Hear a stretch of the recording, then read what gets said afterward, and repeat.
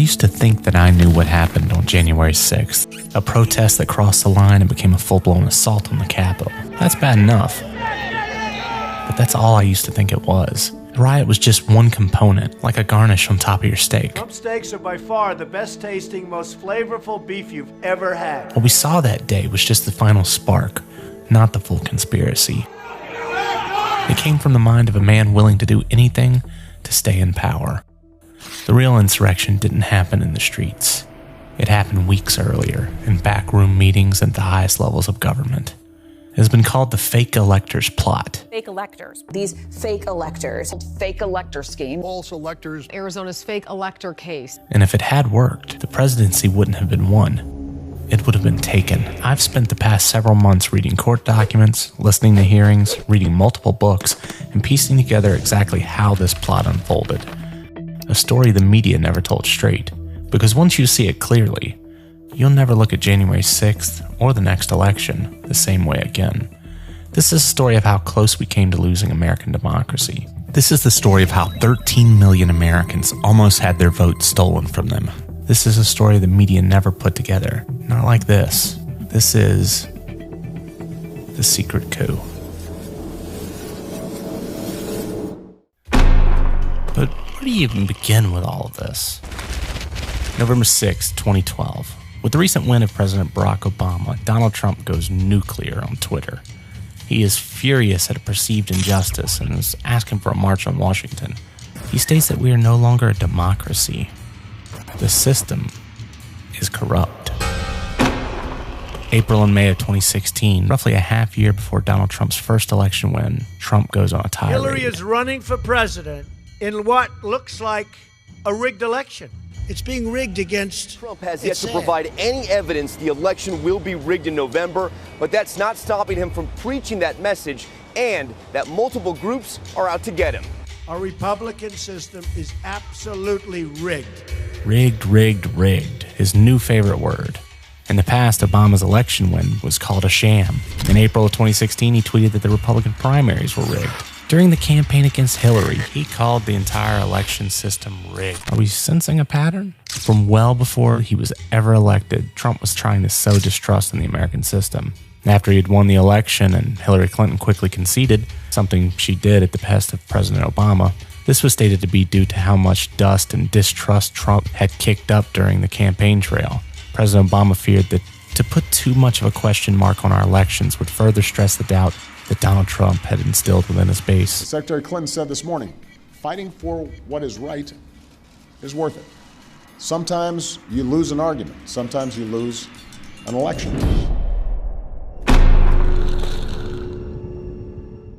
After months of rhetoric building his defense in case he were to lose, President Trump's polling ahead of the election looked dire. And you can see it. Joe Biden's lead nationally has now broken over 10%. It's actually 10.2.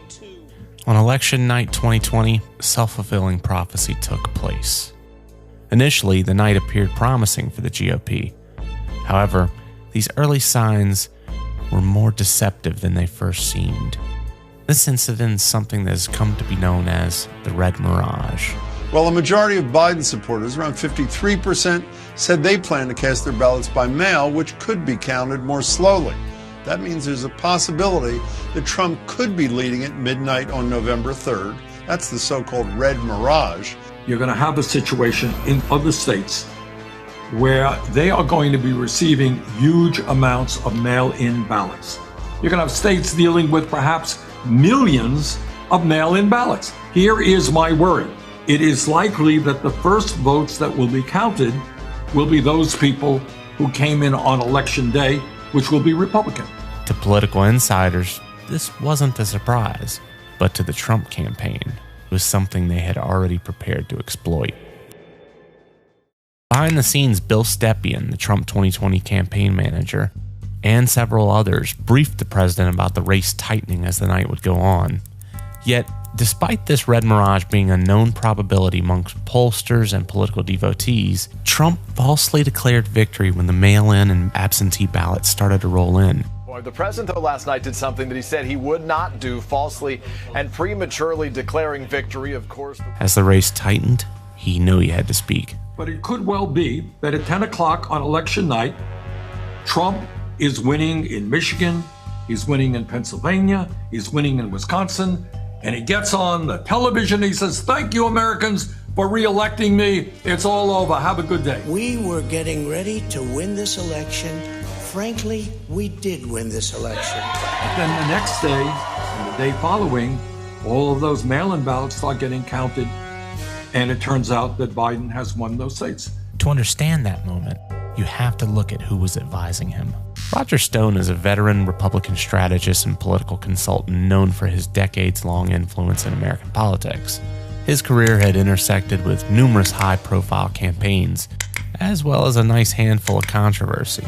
Leaked recordings from Stone confirmed the thought process of Trump and his facing off with the Red Mirage. What they're assuming is that the election will be normal. The election will not be normal.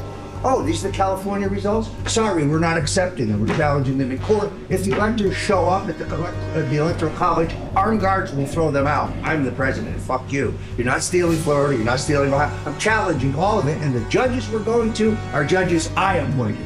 Fuck you. You're not stealing the elections. I said fuck the vote and let's get right to the violence. That's what I'm going to do. There's no point.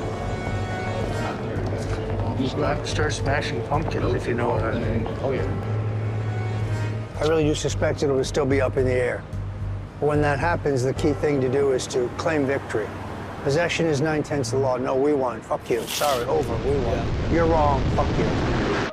Steve Bannon is a former White House strategist and media executive known for his role in shaping the populist, nationalist wing of American politics. A key architect of Donald Trump's 2016 victory, Bannon has remained influential long after leaving the White House. If you're not familiar with Bannon, he was brought in during the final stretch of Trump's 2016 run for office, during which time he served as the campaign manager. Before that, he had made his name leading Breitbart News, but had been active in political circles for years. His relationship with Trump goes back to at least 2010, when the two met to discuss a possible presidential run. At the time, Trump was 64 and politically green, barely familiar with terms like pro-life and pro-choice, as described in Bob Woodward's Fear. But Bannon immediately recognized Trump's potential as a political weapon. All of this is brought up because, just like Stone, Bannon was also caught on tape essentially laying out the plan to falsely claim victory on October 31st, 2020. And what Trump's going to do is just declare victory, right? He's going to declare victory. But that doesn't mean he's the winner. He's just going to say he's the winner. The Democrats, more of our people vote early that count. Theirs vote in mail. And so they're going to have a natural disadvantage, and Trump's going to take advantage of it. That's our strategy. He's going to declare himself a winner. So when you wake up Wednesday morning, it's going to be a firestorm. We're going to have Antifa crazy, the media crazy, and Trump's going to be sitting there mocking, tweeting shit out. You lose. I'm the winner. I'm the king. If Trump is losing by 10 or 11 o'clock at night, it's going to be even crazier. No, because he's going to sit right there and say they stole it.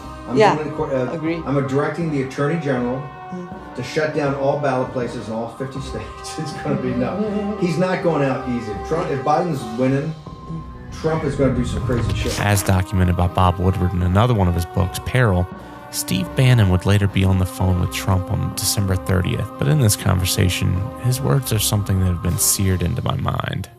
People are going to go, what the fuck's going on here? We're going to bury Biden on January 6th. Fucking bury him. There was a plan, and one of Trump's closest confidants, a man who once celebrated by most of America, would emerge as the loudest voice urging the most extreme path to cling to power. Despite being behind in the polls on the night of the election, Republicans still had a large amount of hope. After all, in the 2016 election, Hillary had been ahead in the polls, but it was Trump who had the come-from-behind victory, and they hoped to see this happen again.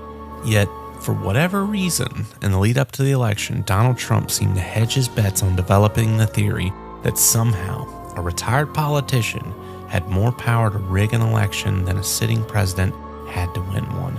He went with this story rather than targeting the suburban voters or even encouraging his people to vote by mail if they needed to. Yet, for the plan that would eventually unfold, having a strong vote-by-mail turnout would have actually hindered his strategy. Nearing 1 a.m. on November 4th, Joe Biden came out to speak with his constituents. He thanked them and left with a positive feeling for the night, And why not? At this point, Fox News had called Arizona for him. This is a big development. Yeah. The Fox News decision desk is calling Arizona for Joe Biden. That is a big get. A blow that spelled disaster for the Trump campaign. This was such a blow that Trump and his campaign were losing their minds on Twitter. This led to the Fox News decision desk having to come out on the air to defend their decision. Arizona, are you 100% sure of that call and when you made it and why did you make it?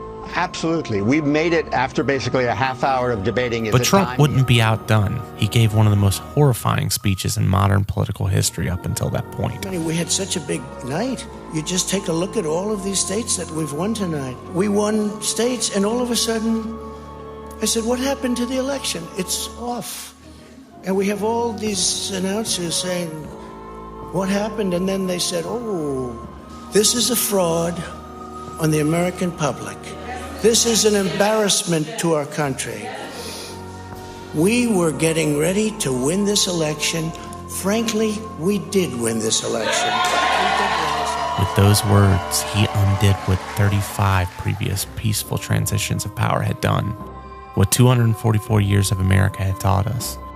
It shouldn't have been a shock. He had essentially guaranteed this would happen. Lose or draw in this election, will you commit here today for a peaceful transfer of power after the election? Well, we're going to have to see what happens. You know that I've been complaining very strongly about the ballots, and the ballots are a disaster.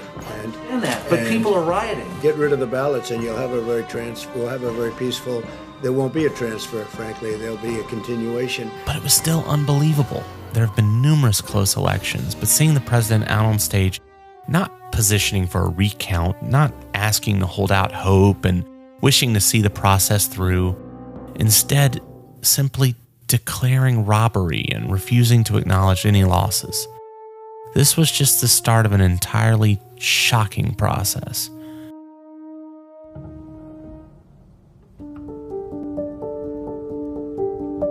November 4th, a stunned Donald Trump picks up the phone and calls one of his most trusted confidants, the previous counselor to the president, Kellyanne Conway. How the hell did we lose the vote to Joe Biden? He asks. It was the mail-in ballots, COVID, your campaign running out of money, the debates. She said. Yeah, it just doesn't make any sense. It's terrible. He confided in her.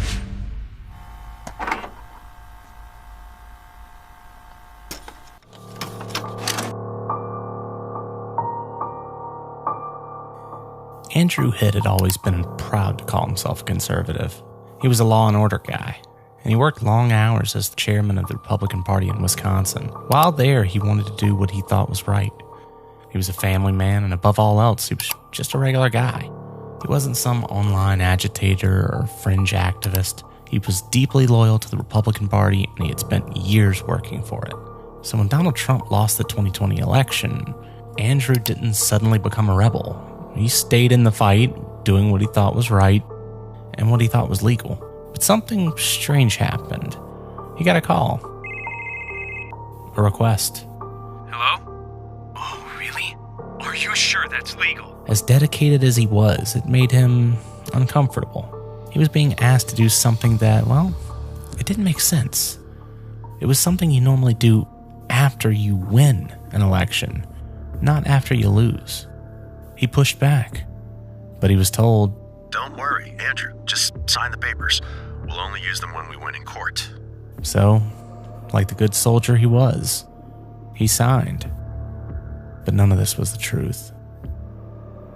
Whenever anybody sees our text messages, our emails, our documents, they understand, they know, their conclusion is we were tricked. The January 6th committee saw it. Jack Smith, specifically in his indictment, refers to some of the electors were tricked. That was us. The first course of action was set in stone. The count must be stopped. The idea that a sitting president was actively going to stop the count of mail-in ballots should have been treated like a much bigger deal than it was at the time. But after 4 years of Donald Trump's flood the zone narrative, what are the core things that are going on in the country? I said, all we have to do is flood the zone. Every day we hit them with 3 things. They'll bite on one and we'll get all of our stuff done. The populace just looked at it as more of Trump being Trump, a levity that would not be held to nearly any other politician known to man. Very fine people on both sides. You had people in that group, excuse me, I saw the same. In the Trump cabinet, in the hours after the election, lines were beginning to form. Lines that would become increasingly evident as the days and weeks progressed. One side was filled with seasoned operatives, establishment Republicans who valued stability and recognized the limits of Trump's legal challenges. In group chats and in the press, they were referred to as Team Normal. The other side felt more concerned with telling the president what he wanted to hear. A group concerned with conspiracy theories who were quick to abandon logic in order to find their own truth via social media. This team would come to be known as Team Giuliani.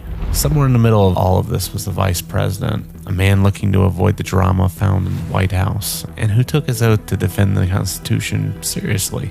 The job of the vice president can sometimes feel like an empty title. Your responsibility is mainly as the president of the Senate, and for the most part, you're there for cutting ribbons and reciting the Pledge of Allegiance. Little could anyone know this man, torn between his friendship with the president and his sense of integrity, would be the final saving grace of American democracy. In the hours after the election, Team Normal were pushing for rationality within the White House. They pushed, if not for the president to concede, to at least appreciate the systems in place. The bottom line was, we told him there is a 5 to 10% chance of all of this happening. You can't go 2 for 3. You can't go 1 for 3. You need to win recounts in 2 states and win a legal challenge. And we think realistically there's a 5, maybe 10% chance of that happening. Matt Oskowski, who is the lead data person, was brought on. And I remember he delivered to the president pretty blunt terms that he was going to lose. Accurate to say that at some point you urged President Trump to stop challenging the results of the 2020 presidential election. It's accurate to say that I believed past a certain point that it was in everyone's best interest to focus on the accomplishments of the administration and preserve the president's legacy rather than, continue down a path which I believed was pointless.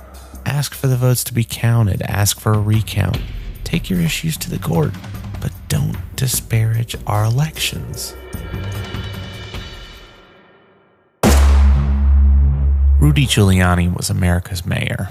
He took over the cleanup that Ed Koch did at 42nd Street in New York. He helped eliminate organized crime in the state.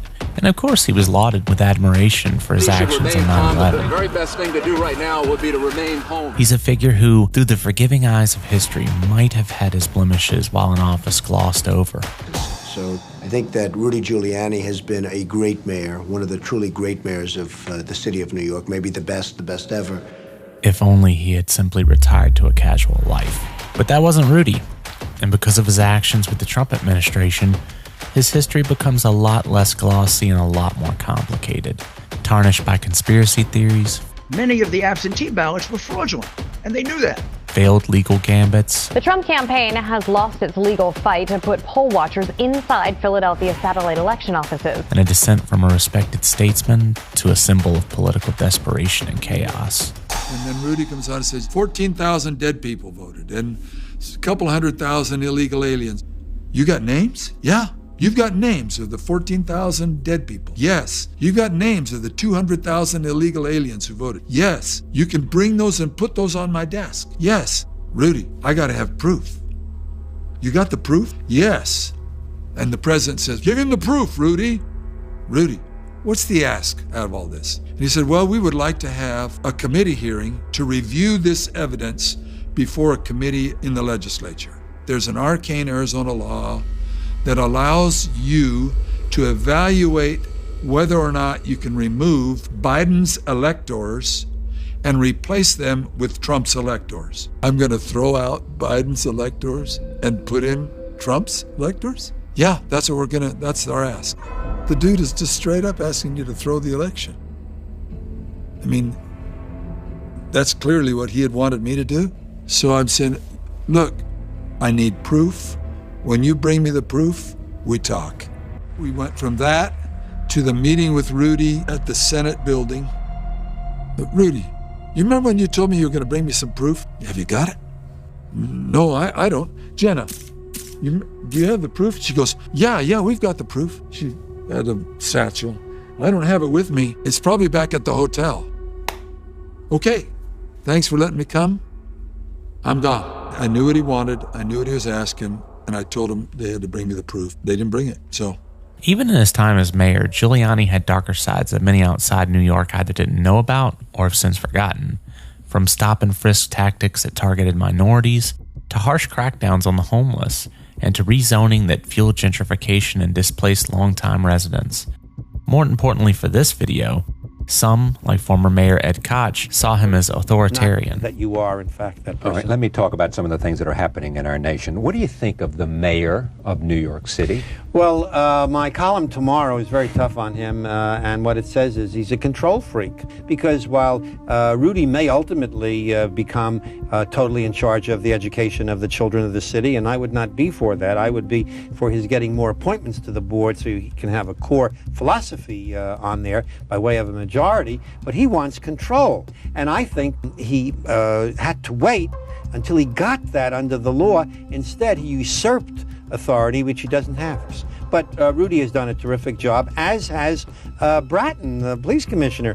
Only I think Rudy thinks he's the police commissioner. He's the chancellor. He's the commissioner of this and the commissioner of that. And he uses the levers of power to punish any critic. He doesn't have that right.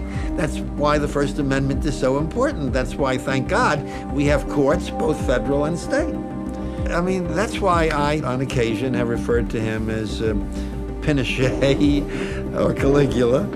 Maybe it's a combination of the two. A label underscored when he tried to extend his term after 9/11, pushing to delay elections or stay in office past his limit, claiming the city needed him to manage the crisis.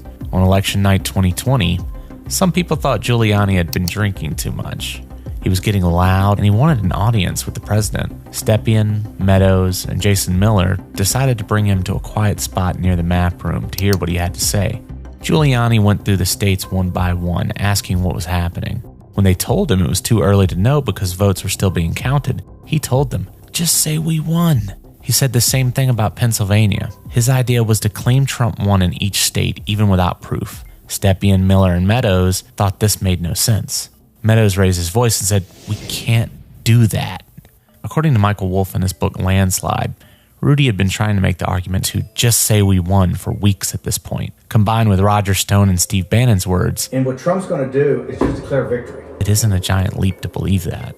At this point in his career, Rudy was not the most respected version of himself. According to Michael Wolff and Bob Woodward, he was seen inebriated quite often when out in public. In the book Landslide, Steve Bannon apparently quipped that more often than not, Rudy was hopelessly in the mumble tank. Per that same book, many in the White House perceived Rudy as showing signs of senility and not having a firm grasp on the moment. He was not a well-beloved figure in the White House, save for very few. Save for one in particular. Donald Trump. When the Billy Bush tape was released at the tail end of Donald Trump's 2016 election bid, Rudy was one of the few people willing to run to news outlets and fearlessly defend Trump. You know, he who hasn't sinned throw the first stone here. Dropping. I will gladly tell you, Mr. Mayor, I have never said that. I have never done that. I'm happy to throw a stone. Okay. I've been in locker rooms. I've been a member of a fraternity. I have never heard any man ever brag about being able to maul women because they get away with it. Never. Well, we've taken it to an extra degree, but the fact is that men at times talk like that. Not all men, but men do. You've talked like Donald that? Trump rarely shows loyalty, but in this situation, a debt of gratitude and leniency was lent to Giuliani going forward. As election night pressed on, Rudy pushed on with the conspiracy that Trump had created. By the time Trump had finished with his normalcy-shattering speech, Rudy was beginning to take the floor. He paraded around the map room, enraging the president further, their own paranoia feeding one another. 2 days after the election, Trump went on TV. If you count the legal votes, I easily win. If you count the illegal votes, they can try to steal the election from us. If you he count spoke in the votes, vague terms, alluding to a massive conspiracy against him. He gave no evidence for any of this. Most mainstream news outlets cut his press conference off. Okay, here we are again in the unusual position of not only interrupting the President of the United States, but correcting the President of the United States. Then, on November 7th, it all came to a head. Joseph R. Biden is set to be inaugurated as 46th President of the United States, 306 electors to 232. With many of his most important aides out sick with COVID due to the super spreader event that played out in the White House on election night, and with many in the White House just reading the writing on the wall, preparing for their exit and what they would do next, Donald Trump had just one ally for a short stint of time. That was Rudy Giuliani. Soon the two conspiracy theorists would be helping enact one of the greatest conspiracies to defraud the American people that this country has ever seen. But first, December 14th was in the eye of the president and his team, the date designated for the electors from each state to officially place their vote. Fraud needed to be found. Now the hunt was on.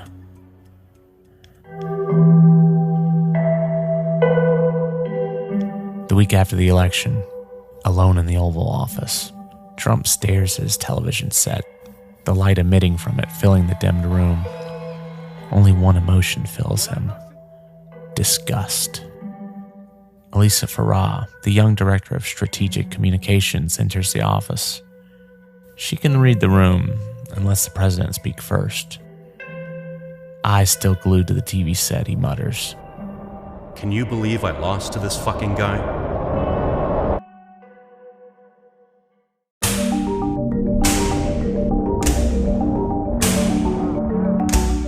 Trump's Twitter was a constant flow of election fraud conspiracy theories, posting dozens of times per day.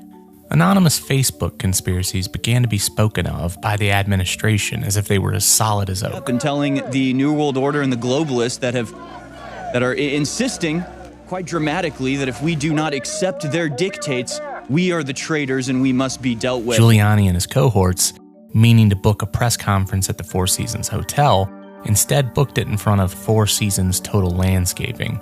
Here they had one of the most embarrassing moments in modern political history. At this event, they dug in deeper, talking about their various conspiracy theories. No Republican got a chance to look at that ballot. Some of the ballots you will see look suspicious. Joe Biden gave a victory speech on the night of November 7th. Trump never called. Trump never conceded. On November 9th, the president began a post-election purge and pressure campaign. He fired Defense Secretary Mark Esper via Twitter and replaced him with a loyalist. Trump was learning, all too late for him, that career politicians would be his undoing. Only those with absolute loyalty would allow him to act on his wildest impulses. William Barr, Attorney General and the head of the Department of Justice, which includes the FBI and oversees federal law enforcement nationwide, put out a memo stating that the department would investigate substantial election fraud. Richard Pilger, the head of the Justice Department's Election Crimes Branch, resigned in protest. Pilger stated that Barr's memo broke with the Justice Department's 40-year policy of not interfering with elections. Previously, the policy stated that investigations were performed only after elections were certified, so as not to appear political. Bill Barr's memo was like walking a tightrope, part of it using inflammatory language that would appease the president, but parts of it read like the law and order man that Barr thought himself to be. Lines such as, "While it is imperative that credible allegations be addressed in a timely and effective manner, it is equally imperative that department personnel exercise appropriate caution and maintain the department's absolute commitment to fairness, neutrality, and nonpartisanship," which was buried near the end of the memo. Although Barr made no statements that he was pressured into this, it still appears that he was trying to make peace with the president and play nice. Yet this would not be enough to appease the president. On November 12th, an assortment of both federal and state election officials released statements declaring the 2020 election. The coalition says this election was the most secure in American history. Going further to say, no evidence that any voting system deleted or lost votes, changed votes, or was in any way compromised. This is from Trump's own leadership. 5 days later, Christopher Krebs, the then acting Cybersecurity and Infrastructure Security Agency director, was fired by Donald Trump for his endorsement of that statement. At this point, the campaign were losing court battles in a significant way. Also this morning, the Georgia Republican Party and President Trump's campaign has filed a lawsuit against the Chatham County Board of Elections. This suit claims that the county is improperly counting absentee ballots received after the state's deadline. The court held an evidentiary hearing and dismissed the case because the Republicans provided no proof. We just got word that a judge has thrown that lawsuit out. This was affecting about 53 ballots that they were disputing there. Earlier today, Judge James Bass dismissed the claims, saying there is no evidence to support it.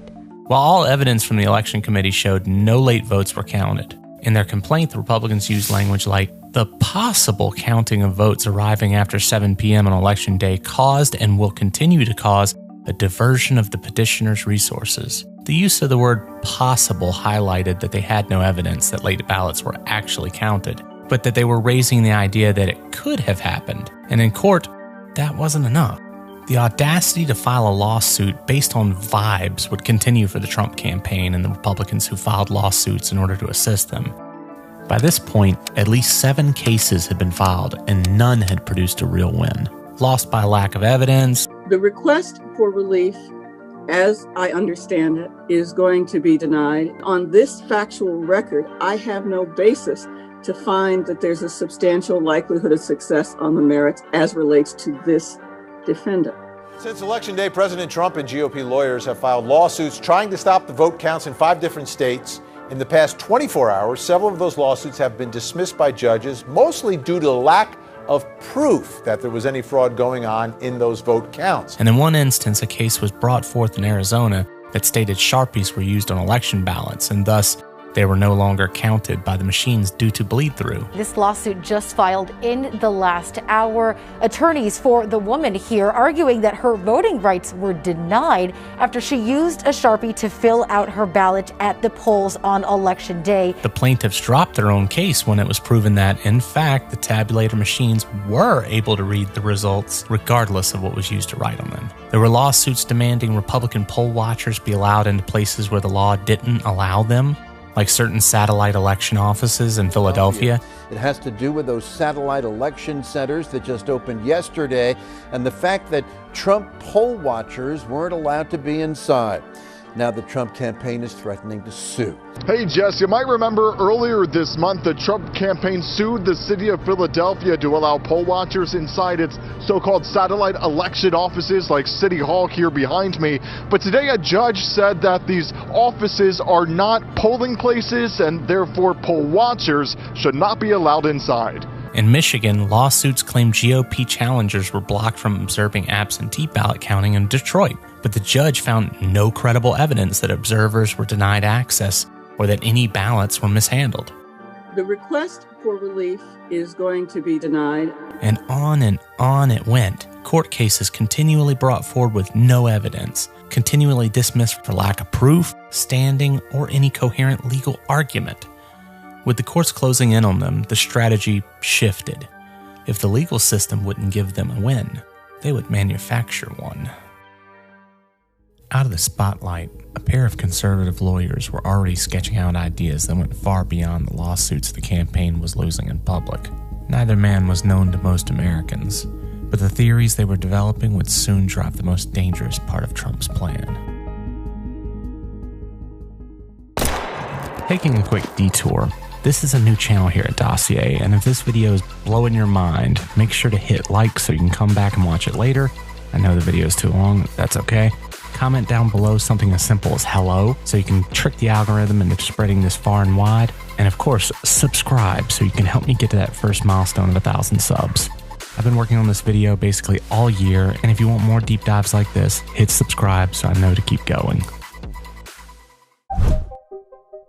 By November 13th, there became a reshuffling of legal strategy. Team Normal were essentially pushed out completely, and Team Giuliani were in. Jenna Ellis, a Colorado attorney, worked as a municipal prosecutor and taught legal studies at a Christian university before gaining attention as a conservative commentator. She wrote about constitutional law from a religious perspective and appeared frequently on right-wing media. Her media presence caught Trump's eye, and she was brought in. To Giuliani's dismay, another figure caught Trump's attention, a 65-year-old former federal prosecutor named Sidney Powell. And somehow, her conspiracies were even stranger and more outlandish than Rudy's. Powell brought with her the chaotic energy of the internet. Memes, forwarded emails, and Facebook posts were both her inspiration and her evidence.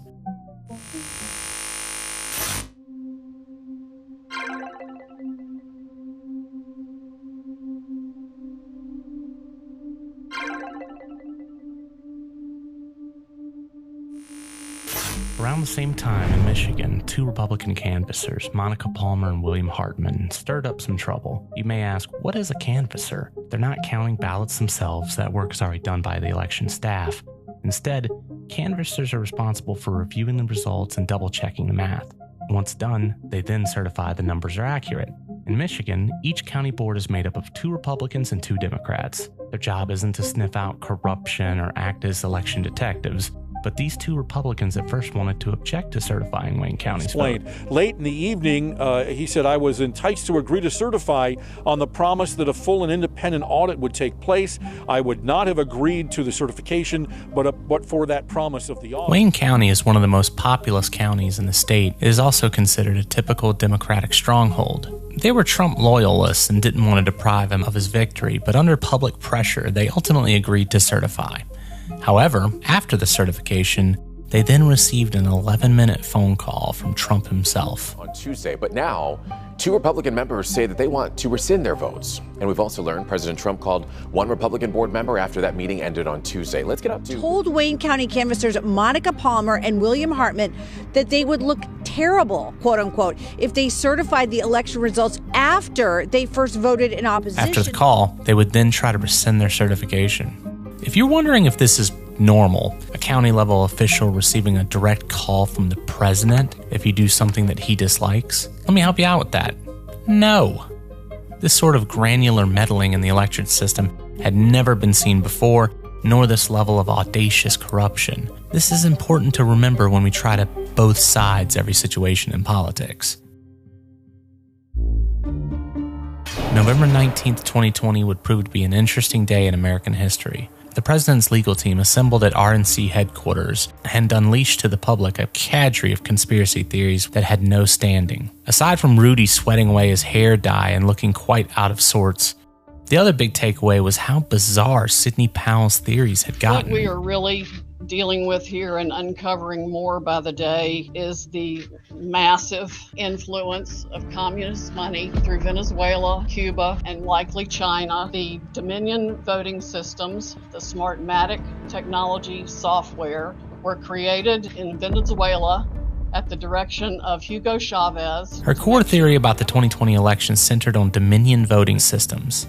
She claimed that Dominion's machines, along with Smartmatic software, was originally created at the direction of late Venezuelan leader Hugo Chavez to help him steal elections. She said this software had the hidden ability to flip votes from Trump to Biden based on secret algorithms. These votes were transferred to servers in Germany, where U.S. forces supposedly intercepted them.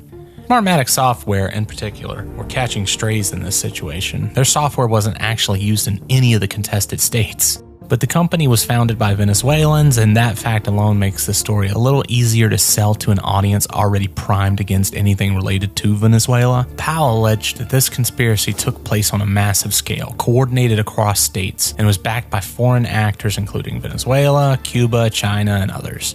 Her theory relied heavily on anonymous affidavits, online rumors, and supposed experts who claimed to have uncovered this hidden digital fraud. But Dominion machines were not used everywhere, and certainly not in all the states that went Biden. The software Powell targeted was not connected to the aforementioned Smartmatic in most U.S. jurisdictions, and no credible evidence was ever shown that vote flipping occurred or was even possible. There was no report of any U.S. interception of German servers ever released or found. Hand recounts in states like Georgia matched the machine counts. Well, after the audit, state leaders say Joe Biden holds 12,000 votes over President Trump. Powell's supposed experts were discredited, a ragtag group who had no formal qualifications in election administration, computer forensics, or statistical analysis. And when it came to providing evidence for the court, Powell never provided any actual proof.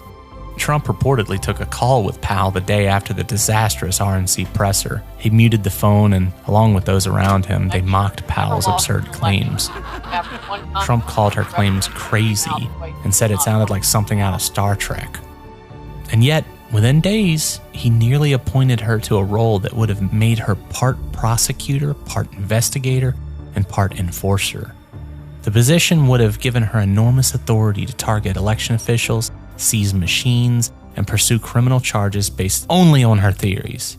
The same day Trump was lampooning Powell behind her back, Georgia certified Biden's victory after completing a hand recount. In the evening, Trump hosted Michigan's Republican legislative leaders Mike Shirkey and House Speaker Lee Chatfield at the White House in an attempt to pressure the two to not certify the election in Michigan. Have some backbone and do the right thing, Trump told them. Either you or Speaker Chatfield, did you make the point to the president that you were not going to do anything that violated Michigan law? I believe we did.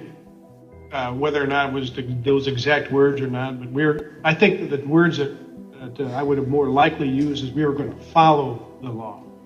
In one of those posts, President Trump disclosed Mike Shirkey's personal phone number to his millions of followers. All I remember is receiving over just shy of 4,000 text messages over a short period of time, calling to take action. It was a loud noise, loud, consistent cadence of,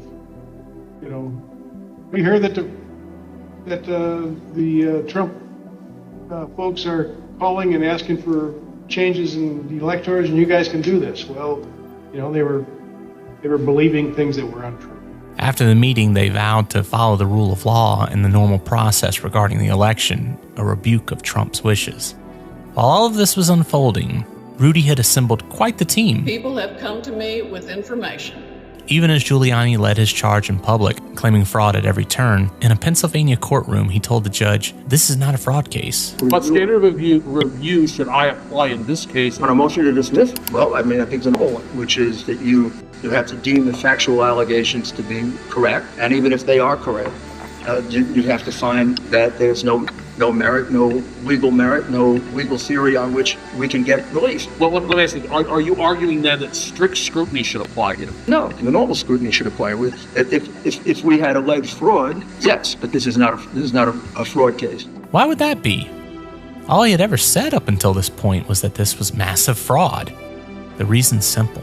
Proving fraud in federal court requires a much higher standard burden of proof. According to the Federal Rule of Civil Procedure 9b, in alleging fraud or mistake, a party must state with peculiarity the circumstances constituting fraud. That means you need names, dates, methods, documentary evidence, and your proposition requires a who, what, when, why, and how. They didn't have that, and they knew it. So they argued procedural errors and technicalities instead, hoping to block certification in any way they could. The campaign lost this case in Pennsylvania. The judge wrote a scathing opinion. Disenfranchised almost 7 million voters, unquote, by using, quote, strained legal arguments without merit and speculative accusations unsupported by evidence. He went on to write, quote, this claim, like Frankenstein's monster, has been haphazardly stitched together. The following day, Sidney Powell was temporarily pushed out of the legal team. Months later, after Joe Biden was sworn into office, Sidney Powell would be fighting for her life in a defamation lawsuit brought on by Dominion Voting Systems. Sidney Powell has filed a motion to dismiss hers, and this is pretty interesting, actually. Her argument in her motion to dismiss is that no reasonable person would have believed that anything she was saying was a statement of fact. That's literally what she was trying to do in the wake of the 2020 election. Right. She went on TV multiple times saying that she had a mountain of evidence. When she got a chance to make her first big court filing, she didn't put the evidence in there, say, here's why I know Dominion did this. She basically said, I was just giving my opinion. It was a stunning reversal, and perhaps the most revealing one of all. By late November and into December, Trump's team had lost more than 60 court cases in state and federal courts before judges of every political persuasion, including many appointed by Trump himself. So you mentioned that this hasn't really played out in court, but 59 judges across the country have now rejected your claims challenging this election. You did say that you don't think any of them have ruled on the merits. I want to point to a Pennsylvania judge that said, free, fair elections are the lifeblood of our democracy. Charges of unfairness are serious, but calling an election unfair does not make it so. Charges require specific allegations and then proof. We have neither here. Now, that was Third Circuit Judge Stephanos Bibas, who was appointed by Donald Trump and wrote for a unanimous panel of 3 judges, all appointed by Republican presidents. Time and again, judges asked for proof. Time and again, the lawyers brought none. Baseless claims, hearsay, and speculation couldn't survive the scrutiny of the courtroom. The legal avenues were closed. The plot that followed, the fake electors, the pressure on Pence, all of this was born out of desperation to bypass the institutions that define this country.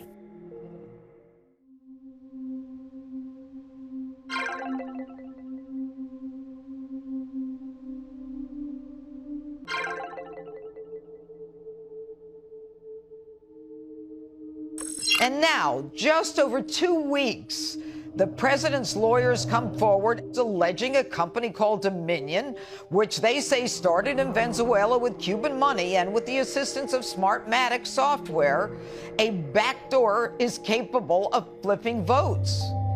These are serious allegations.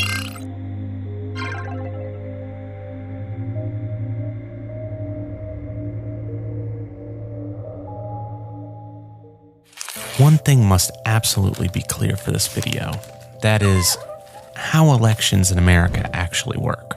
On election day, we vote not simply for the candidate. We vote for that party's electors. By and large, whoever gets the most votes in a state wins that state's electors. These electors are chosen by each political party before the election. Each party makes a list, called a slate, of people who promise to vote for their party's candidate if that candidate wins the state. These electors don't go to Washington, D.C. right away. Instead, they meet in their own state capitals in December to cast their official votes for president and vice president. This group of electors, when referring to all states together, is called the Electoral College. All votes are sealed in certificates and are sent to Congress and the National Archives. In early January, on the 6th, Congress opens these votes and counts them. That's when the election becomes official. It all sounds procedural, but as you'll soon see, this process is exactly what would be targeted. This conspiracy for power was going to have 3 main methods of warfare: paper, pressure, and misdirection.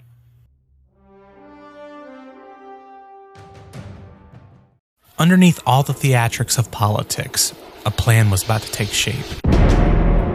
The campaign hadn't yet reached full desperation, but a 59-year-old lawyer from Massachusetts named Kenneth Chesebro was already focused on the question of where, exactly, the fight over the election might be stopped. His main goal was to explore how to delay or block the certification of Joe Biden's win, using the rules of the Electoral College. The day after the election was called for Joe Biden, Chesebro was using his burner account to post online, "You don't get the big picture. Trump doesn't have to get courts to declare him the winner of the vote. He just needs to convince Republican legislators that the election was systematically rigged. But it's impossible to run it again, so they should appoint electors instead." On November 18th, 2020, Chesebro sent a memorandum to James Trupies, a lawyer he had been working with while volunteering with Trump's legal team in Wisconsin. In this memo, he argued that the real deadline for settling a state's electoral votes wasn't the so-called safe harbor date, December 8th. A safe harbor date, by the way, is the deadline by which states must resolve any election disputes and certify their results. If a state meets that deadline, federal law requires Congress to treat that state's slate of electors as conclusive. Afterward, on the designated day, those electors meet in their state capitals to officially cast their votes and sign their certificates. In 2020, that electoral vote meeting took place on December 14th. However, Chesebro argued that neither date marked a stopping point. The real showdown was January 6th, the day Congress counts the electoral votes. Chesebro tried to justify his argument with political history, but it turns out it was more legally reckless than intellectually sound. But reckless ideas have a way of catching fire, especially when there's no plan B. And soon, Chesebro's theories would leave the realm of speculation and turn into action. But Chesebro wasn't entirely the first or only person to propose all of this. During those early days surrounding the election, Rick Perry and Donald Trump Jr. separately texted Chief of Staff Mark Meadows, urging him, as a way to bypass the election, to announce a new set of electors in swing states and then battle it out in the Supreme Court. On November 6, Representative Andy Biggs pushed to Meadows the idea of pressuring the legislature in swing states, the ones with quote-unquote shenanigans, to create their own set of electors. When asked if anyone was arguing for this new plan, Mark Meadows had a 3-word reply: "I love it." After Chesebro's memo was sent to Troopy over the coming days, it would be shared and shared until it reached the upper echelons of the Trump administration. Chesebro's first memo laid the groundwork, the legal body for the conspiracy, but it was formless, without texture or an apparatus with which to function. So for the rest of November, things continued on as usual. Rudy Giuliani and Jenna Ellis hosted a hearing alongside Pennsylvania senators in Gettysburg, where they continued to bang on about baseless conspiracy theories. Those are the ballots we were talking about that were not observed in Allegheny County and For 2 hours, they spoke without providing any proof or evidence. But before the end of the night, Donald Trump made a special appearance via phone call. This was an election that we won easily. We won it by a lot. Big energy. Thanksgiving came and left, with the White House espousing all of the affection and joy that one associates with the holidays. A lot of numbers have already been reported that's incorrect. You're going to see things happening over the next week or two that are going to be shocking to people. On the last day of November, Arizona opted to certify their vote for Joe Biden. The governor, Doug Ducey, was seen signing the certification when his phone began to ring. A mildly embarrassing moment at any other time, but there was something disturbing about this phone call. Its ringtone? Hail to the chief. It was Trump on the phone.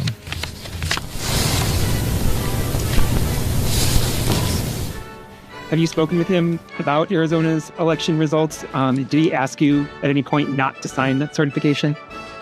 So it was the White House calling during the election results. Although Ducey, a lifelong Republican, never came out and said that Trump ever tried pushing him to delay the vote, he did put that phone on silent pretty quick.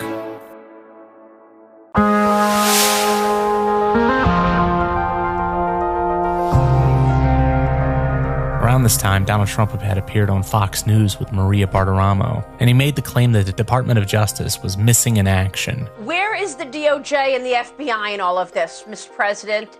You have laid out some serious charges here. Shouldn't this be something that the FBI is investigating?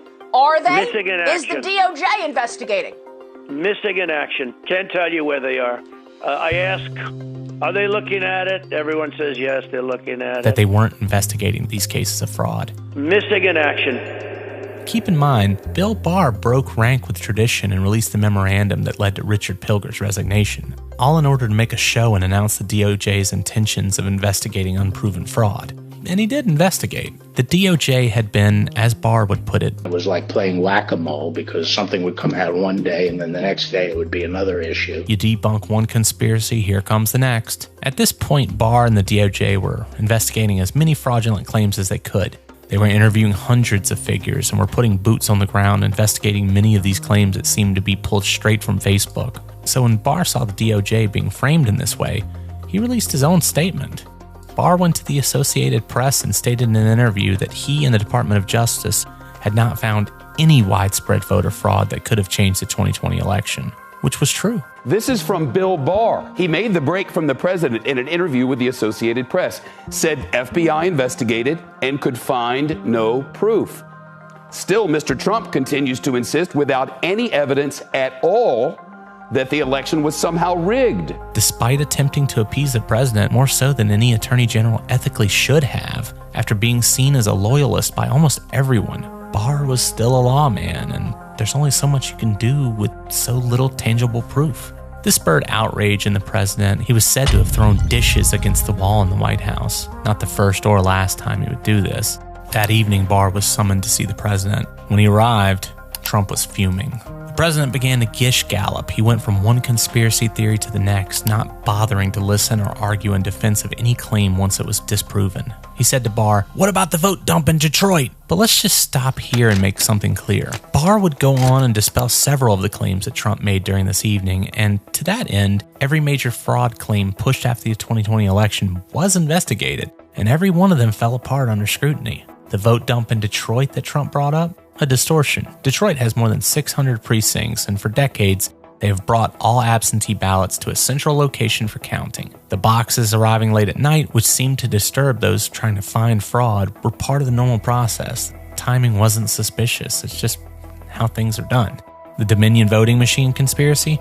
This was the heart of the lie, but when Dominion took Fox News to court, we learned a lot about this conspiracy theory and how much of it Trump's greatest adherents actually even believed. Trump lawyer Sidney Powell told lies about election fraud and about Dominion voting systems after the election, which were immediately identified as lies on this program, but supported as the truth on Fox, even though Fox hosts knew that Sidney Powell was lying. In private, the very people pushing these claims, news anchors and even Trump's lawyers, all admitted it was nonsense. In text, they called it crazy. They said there was no evidence. The Brain Room, the fact-checking organization at Fox News, sent warnings to anyone willing to listen that the Dominion conspiracies were bunk. But OAN were starting to eat away at Fox News' viewers, and since they were running with all of this insanity, so would Fox.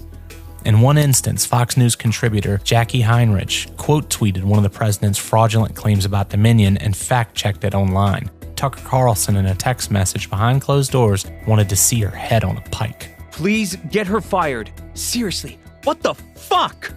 I'm actually shocked. It needs to stop immediately, like tonight. It's measurably hurting the company. The stock price is down, not a joke. Seems to be that these indicate it was all about profit. Yes, it was about the show. It wasn't about the truth. They knew the claims were false. They just didn't want the public to know that. In state after state, hand counts confirmed the machine results. No flip votes, no secret algorithm. The case ended with Fox News agreeing to pay Dominion $787.5 million.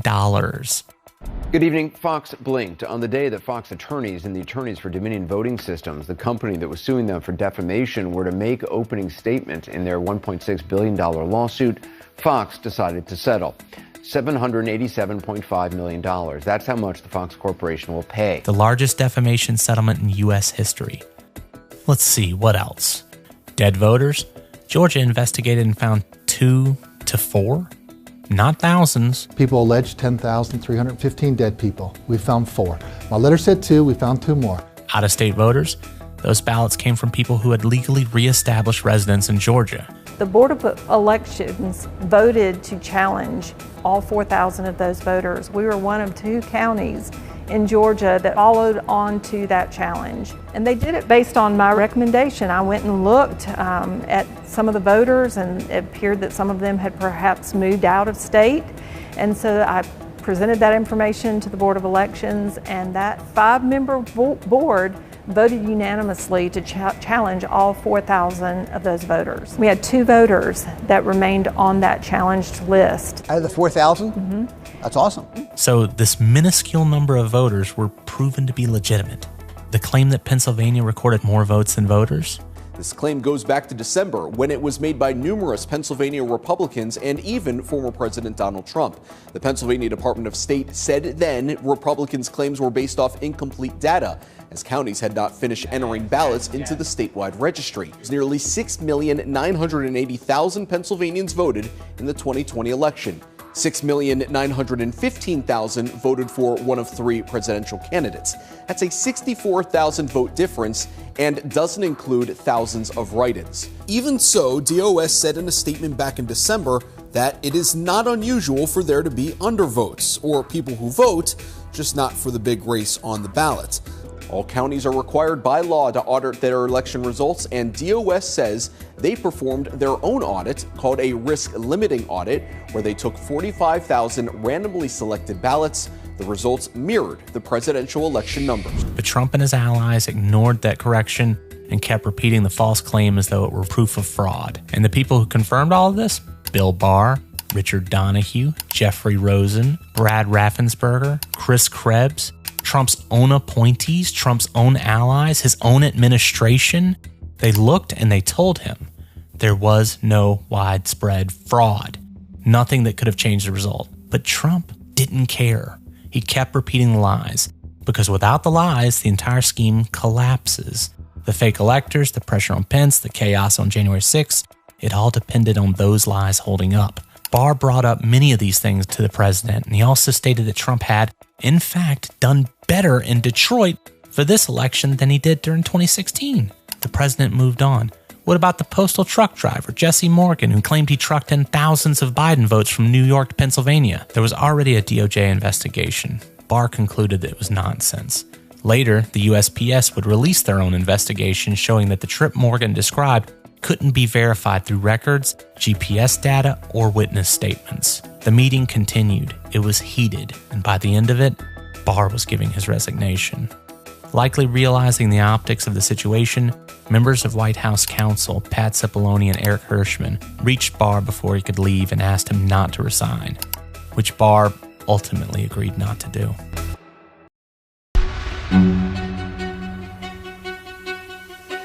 John Eastman had flirted with theories about contested elections before. It is Congress, both houses, operating separately, concurrently can reject a single slate of electors if they view that those electors were not lawfully certified. But never like this. Now it was gut check time. For the conservative law professor, this was the moment. Those around him knew it. He knew it too. It was time for a Hail Mary. In December, Eastman began drafting memos that would form the backbone of the entire scheme, building off of Chesebro's ideas, but spelling things out and filling out the plot. A plan to sidestep certified election results and place unprecedented power in the hands of the vice president. The goal? Block or overturn Joe Biden's win. Meanwhile, on December 6th, Kenneth Chesebro circulated another memo. This time he wasn't subtle. He argued that Trump's electors in contested states should meet anyway and cast their votes, even though Biden had already won and those electors had no legal standing. Why? Because Chesebro suggested state legislators might later decide to legitimize those slates, and if multiple sets of electors were sent to Washington, it would create the opportunity for Vice President Mike Pence to choose which one to count on January 6th. The same day, Trump Chief of Staff Mark Meadows forwarded the Chesebro memo to senior advisor Jason Miller. Using his Gmail account, he wrote, "We just need to have someone coordinating the electors for the states." On December 7th, Eastman forwarded the same memo around the White House.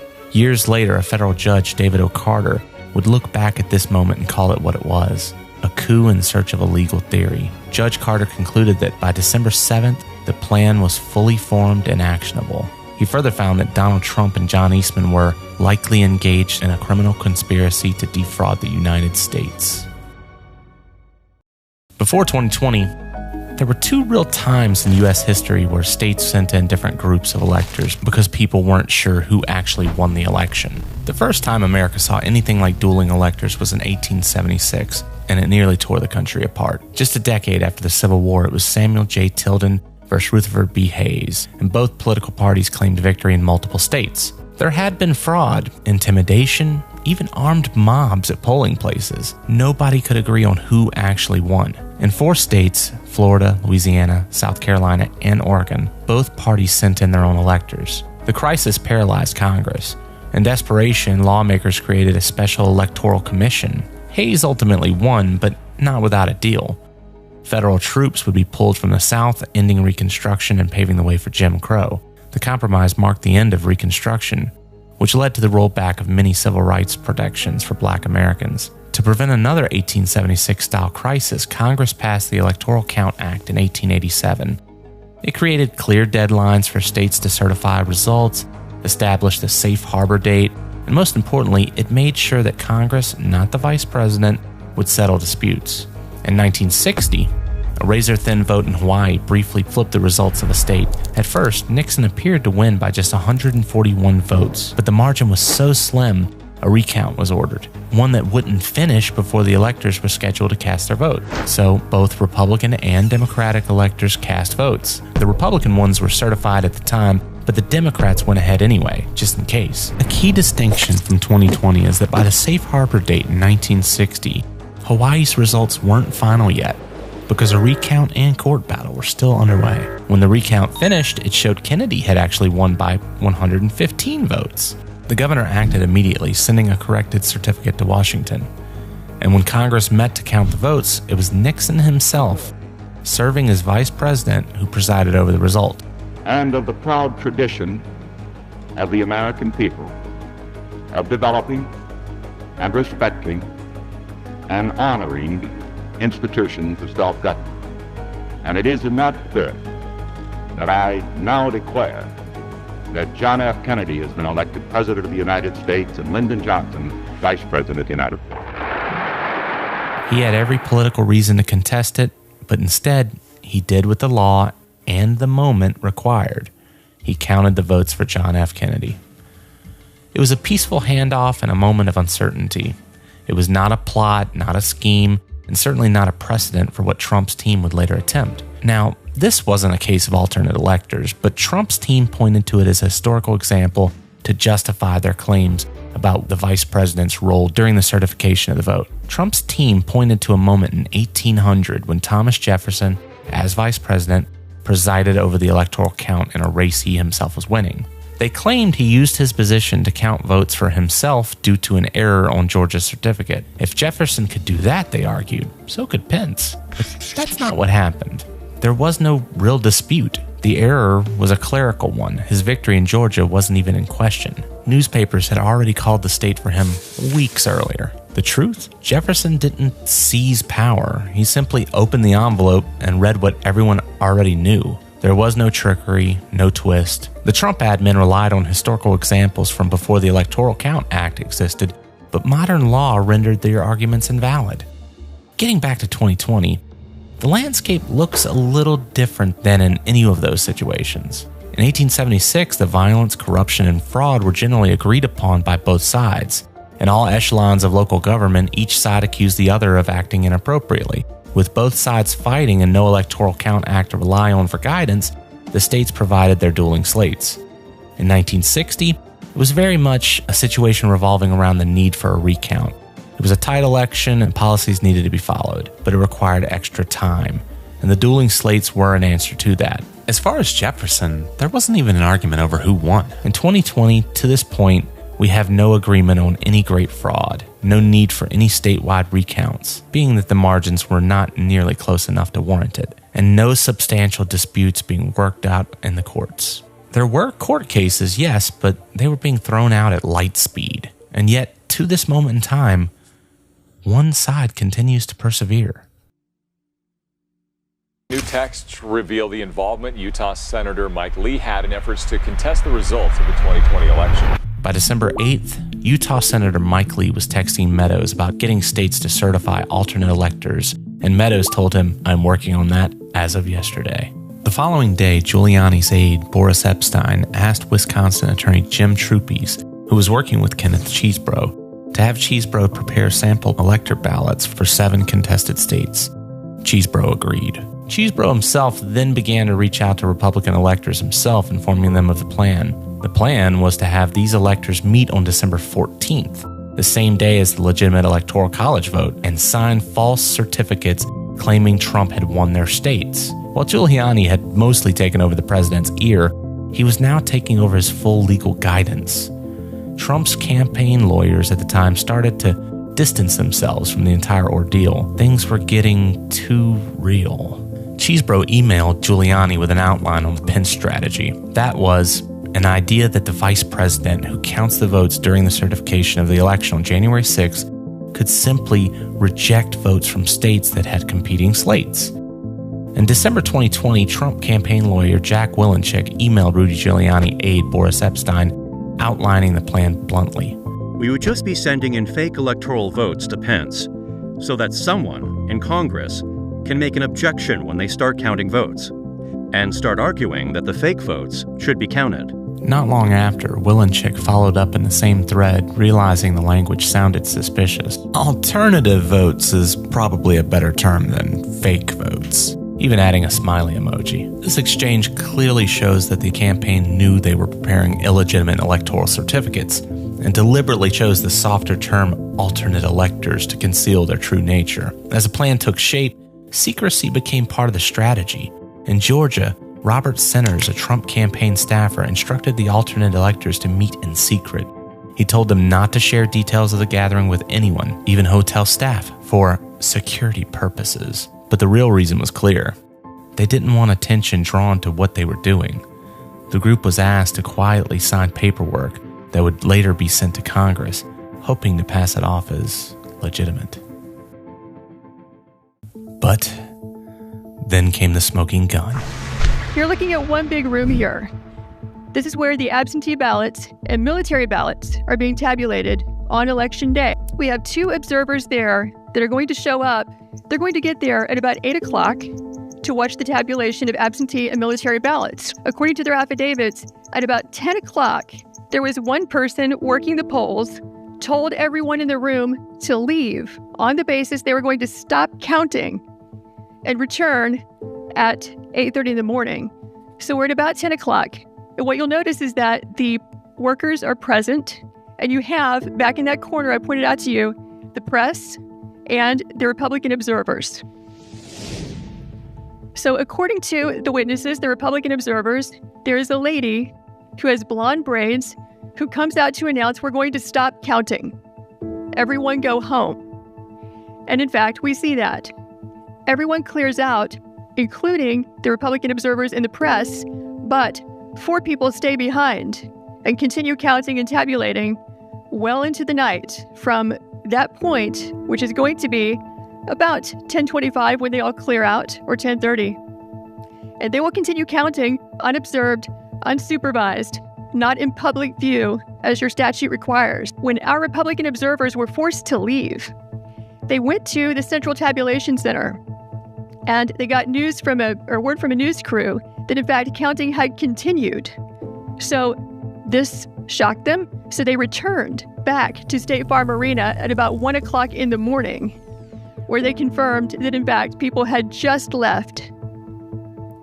So what you're going to see, look at the ladies in yellow.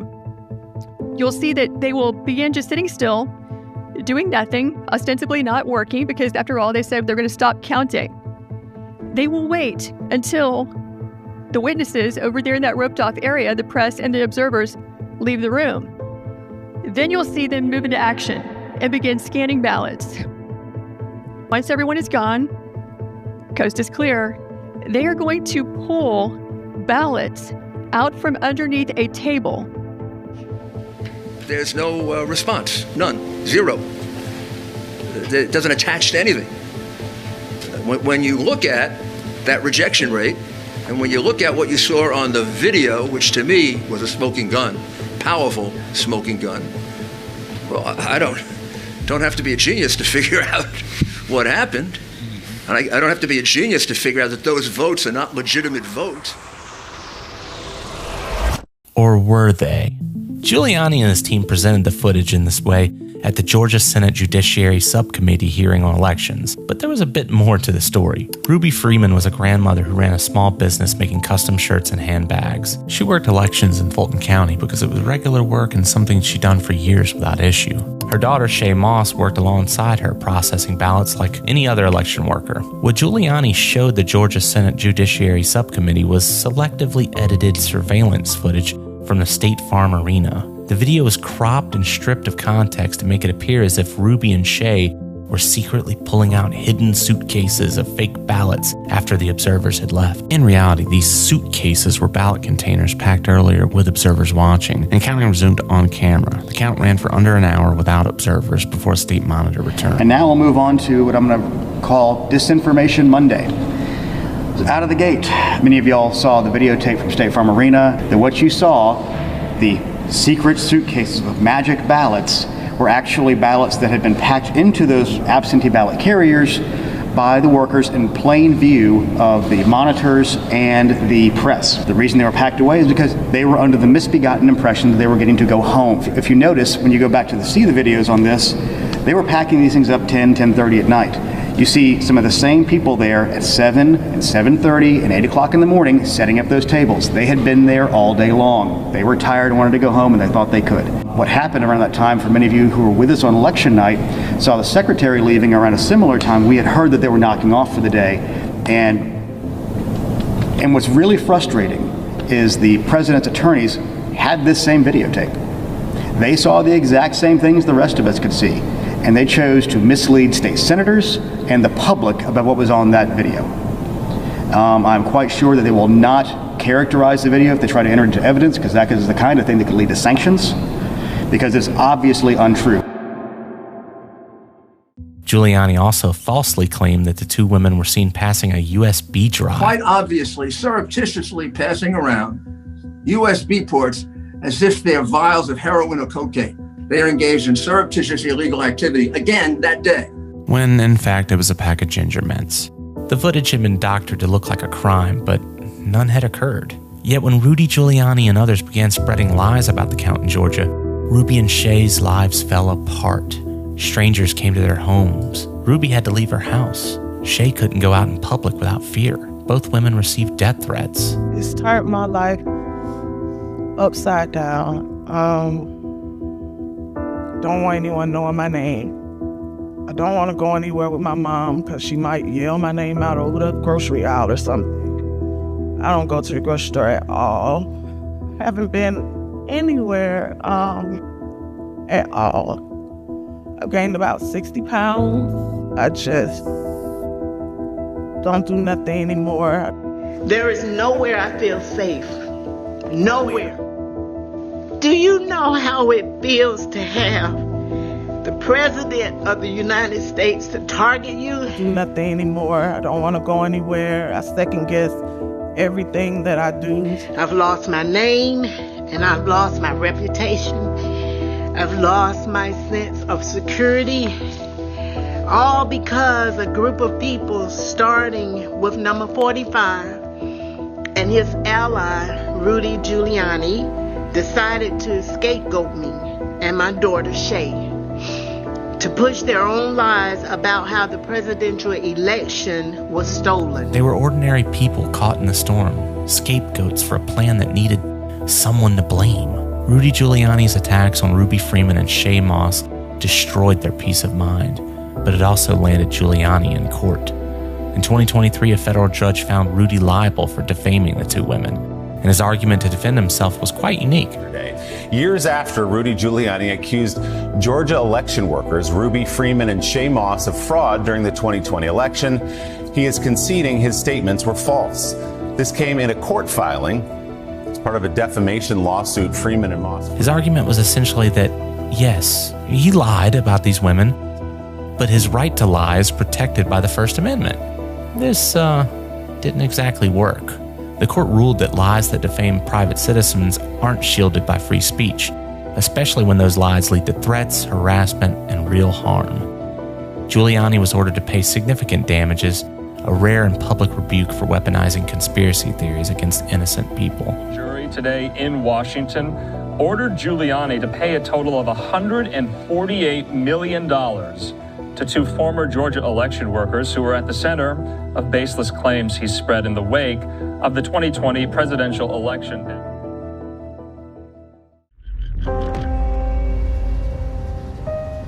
This is the day that the Supreme Court had rejected that case. Mr. Meadows and I were in the White House residence at a Christmas reception.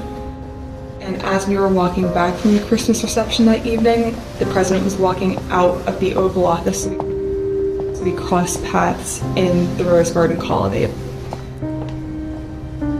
The president was fired up about the Supreme Court decision, raging about the decision and how it's wrong and why didn't we make more calls, and kind of just his typical anger outburst at this decision. And the president said something to the effect of, I don't want people to know we lost more. This is embarrassing. Figure it out. We need to figure it out. I don't want people to know that we lost.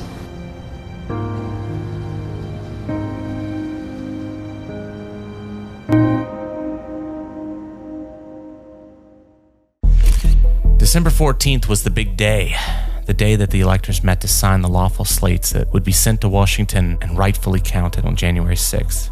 But in 7 states, Arizona, Georgia, Michigan, Nevada, Pennsylvania, Wisconsin, and New Mexico, groups of Republicans organized by Trump's team gathered to sign false certificates declaring themselves the duly elected and qualified electors for Donald Trump. The entire scheme hinged on Republican-controlled state legislators backing the fake electors, but none did. Not one state legislator, meaning a state's own Senate and House of Representatives in any of the 7 targeted states, passed a law or resolution to withdraw their certified Biden electors or to recognize Trump's false slates. This was a fatal flaw.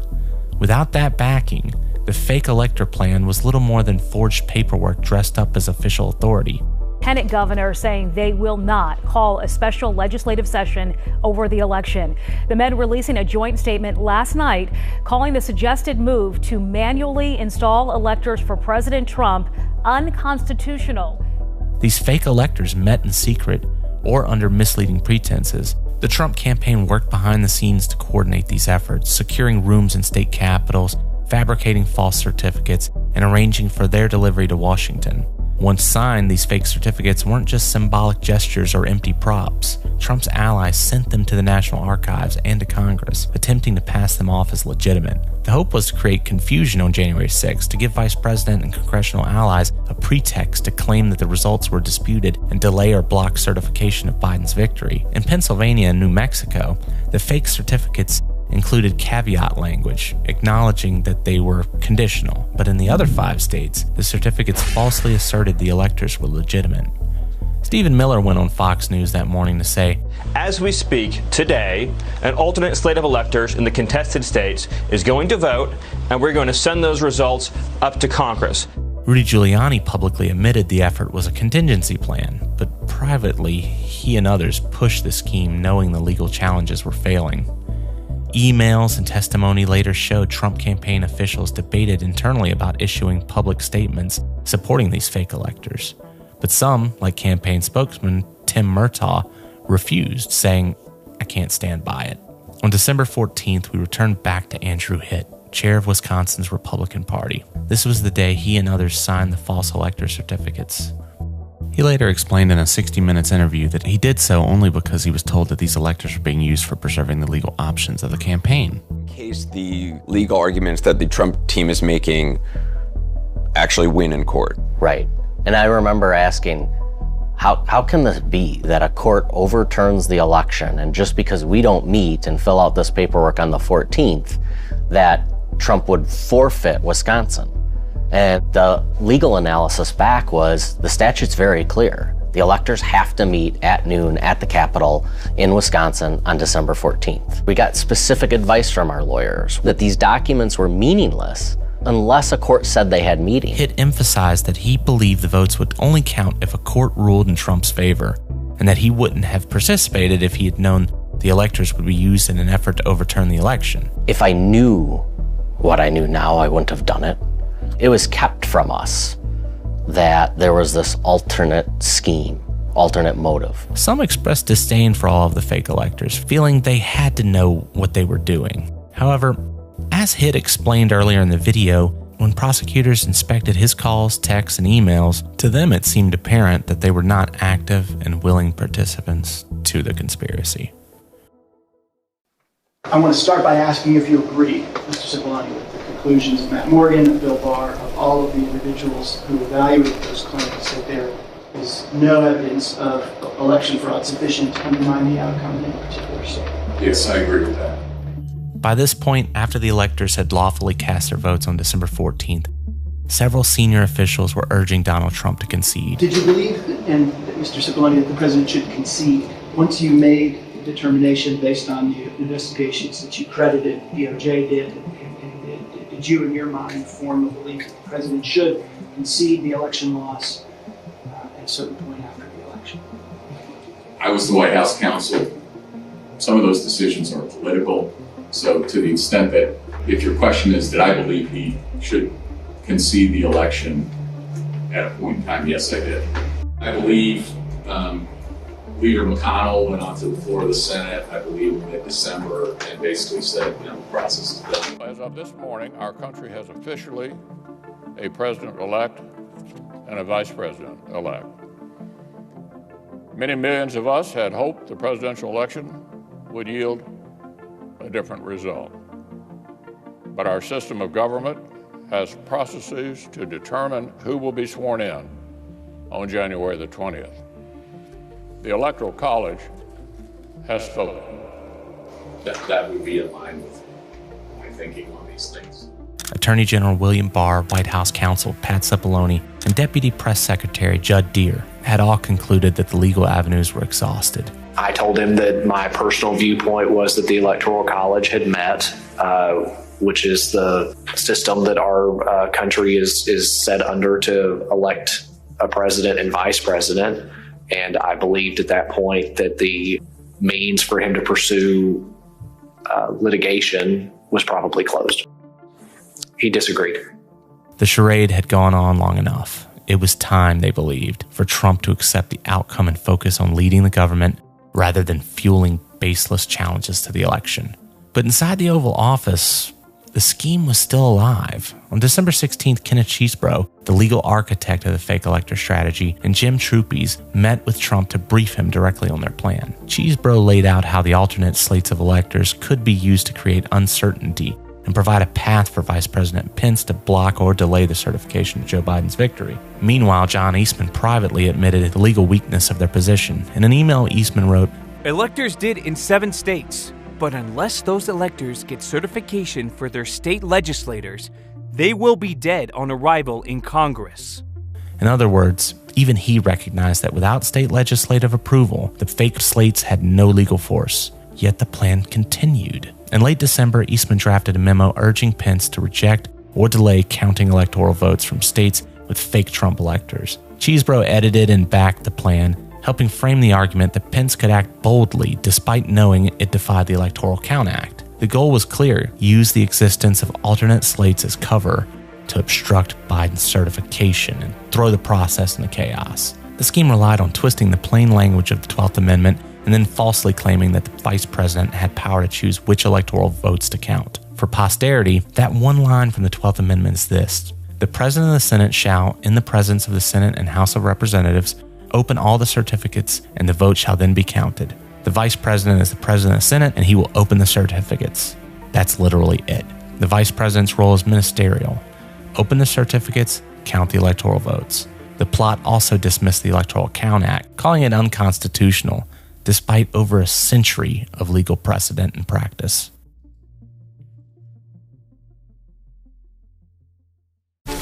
December 18th, 2020, the White House. It started with a little side door meeting.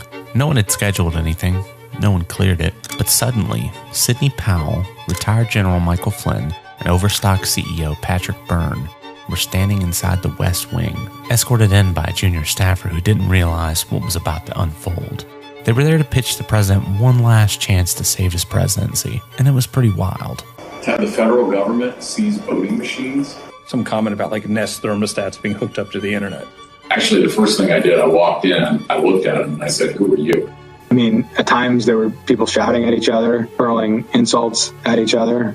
Powell's proposal? Appoint her as a special counsel, given the full power of the U.S. government to investigate non-existent voter fraud. Give her a badge, give her subpoena power, seize Dominion voting machines, use executive orders, invoke military powers if necessary. Flynn backed her, suggesting the government had failed and now only force remained. And Trump listened. He acted as instigator and provocateur. He would bring more and more people into the massive and building argument that lasted for nearly 6 hours. In this moment, history was hanging by a thread. Because Trump was this close to signing an executive order giving Powell extraordinary powers. Whether it be as a special counsel through the DOJ or some new title under the executive, Trump was close to using his office to grant Powell far-reaching power. Across town, Rudy Giuliani was meeting with allies in an Italian restaurant when he was called on the phone for his opinion. This is when he heard about the special counsel proposition. All Rudy likely heard in that moment was Trump handing the election fraud narrative as well as the spotlight over to Sidney Powell. To Rudy, this was absolutely personal. He'd been the face of Trump's legal fight. He had been on the news every night. He had bled for this. And now, Powell, with her Venezuelan servers and dead dictators, was just going to crawl back into the White House and take center stage? No way. He raced to the White House. Back inside the Oval Office, it was utter chaos. White House lawyers had been alerted and rushed in. This includes Eric Hirschman, Pat Cipollone, among others. They were furious. I opened the door and I walked in. I saw General Flynn. I saw Sidney Powell sitting there. I was not happy to see the people in the Oval Office. Well, again, I don't think they were providing, I don't think any of these people were providing the president with good advice. So I didn't understand how they had gotten in. Cipollone demanded evidence. Powell and Flynn returned back harsh critiques of the job the White House lawyers had been providing. During the meeting, Cassidy Hutchinson, a then top aide to Chief of Staff Mark Meadows, texted White House aide Tony Ornato about the chaos happening in the Oval Office. Ornato's reply? "Oh, holy hell." The shouting escalated. People cursed. The situation was beyond tense. "You're not even fighting!" Flynn yelled at Trump's lawyers. Powell and Flynn felt that the voting machines should have been seized and investigated, despite any inkling of proof that anything nefarious had happened. Pat Cipollone was later asked why he felt this was a bad idea. To have the federal government seize voting machines, that's a terrible idea for the country. That's not how we do things in the United States. There's no legal authority to do that. And there is a way to contest elections, that happens all the time. But the idea that the federal government could come in and seize election machines, I don't understand why I would even have to tell you why that's a bad idea for the country. It's a terrible idea. Giuliani finally arrived and took over. Not because he was more rational, he just couldn't stand being replaced. He pushed back on Powell's appointment, and despite these two seeming to be cut from the same cloth, the moment proved that Rudy's self-preservation meant a lot more than his conspiracy theories. Trump looked around, watched his lieutenants fight. Powell, Giuliani, Cipollone, Hirschman. It was pandemonium. According to one witness, it was the craziest meeting of the entire presidency. During a tense moment after Flynn had raised his voice at Eric Hirschman, the lawyer returned fire back at Flynn. And at a certain point, I had it with him, so I yelled back, either come over or sit your effing ass back down. Flynn then sat down, but not for long because he found himself repeatedly prone to anger throughout the evening. In the end, no executive order was signed. Powell didn't become special counsel. The military didn't seize machines. But the fact that it was this close, that an executive order was actually drafted to have federal agencies, even the military, seize voting machines, that ideas pushed by Michael Flynn, where he was pushing the idea of martial law, were actually being considered, that the President of the United States nearly handed over all of this power to a conspiracy theorist. It tells you everything about how far down the rabbit hole they'd gone. The order died in the room. The search for someone willing to act did not. And this persistence from within the White House was far from over, because just hours later, Trump would tweet 5 infamous words that would launch the next phase of the plan. Be there. Will be wild. Just moments after the Electoral College confirmed Joe Biden's victory, the president took to Twitter and announced his Attorney General, William Barr, will be stepping down next week. Just before Christmas 2020, Attorney General Bill Barr abruptly announced that he was stepping down at the Department of Justice, saying he wanted to spend the holidays with family. It sounded cordial, but it was a convenient excuse after Trump allies had convinced him to stay just 2 weeks earlier. With Barr gone, his deputy Jeffrey Rosen became acting Attorney General. Richard Donahue, the number 2 in the deputy's office, moved up to fill Rosen's role as deputy. Beneath them sat Jeffrey Clark, a mid-level official who ran the DOJ's civil division. Clark was an environmental lawyer with no criminal or trial experience, but soon he would try to leapfrog everyone above him. On December 28th, Clark sent an email marked urgent. He wanted the Justice Department to declare the election tainted and press state legislators to seat Trump electors. He even asked for an intelligence briefing on rumors that Chinese thermostats had hacked voting machines. Acting Attorney General Jeffrey Rosen and his deputy Richard Donahue refused. Clark's sudden rise didn't come out of nowhere. Congressman Scott Perry had personally introduced him to Trump. In one phone call, the president startled Rosen by asking why he wasn't putting Clark in charge. Rosen had no idea Trump even knew who Clark was. Later, when Rosen confronted Clark, he admitted that he had been meeting privately with Trump. For a line DOJ lawyer to go behind the back of the Attorney General and lobby the president directly, it was unheard of. The department is supposed to be insulated from politics. If lawyers are cutting side deals with the president, the independence of federal law enforcement collapses. The next day, Rosen and Donahue were called to the White House. There, Mark Meadows pushed a Supreme Court lawsuit drafted by Eastman and others. Donahue told him DOJ had no authority to bring the case. Meadows tossed out more unsubstantiated fraud claims, hoping DOJ would validate them. To Rosen and Donahue, the message was clear. The White House wanted someone at DOJ to say the election was corrupt, and Jeffrey Clark had already signaled he was willing to do it. When they left the meeting, they realized their jobs were at risk if they didn't go along. That night, they alerted Stephen Engel and prepared for the possibility that Trump might replace Rosen with Clark. On New Year's Eve, Trump summoned them to the Oval Office. He asked why DOJ wasn't seizing voting machines. Rosen told him they had no authority, no probable cause, and no jurisdiction over state elections. He asked about appointing a special counsel about lawsuits to the Supreme Court. Rosen and Donahue refused. It should be mentioned, in theory and in practice, only the Attorney General can formally appoint a special counsel. Of the other men in the room, Cipollone backed the two men from the DOJ. Meadows deferred. Then Trump floated the idea of firing them both and elevating Clark. Rosen and Donahue warned that such a move would not change the law and it could trigger a wave of resignations. And on December 31st, Jenna Ellis sent Mike Pence a final push. Don't open the electoral votes from the contested states at all. Just refuse. Let the state legislators decide who won. At the time, Republicans held a majority across most of the country's state houses. If they could kick the issue back to the legislators and have the courts declare it too political to intervene, they could override the vote of the American people and secure 4 more years for Donald Trump.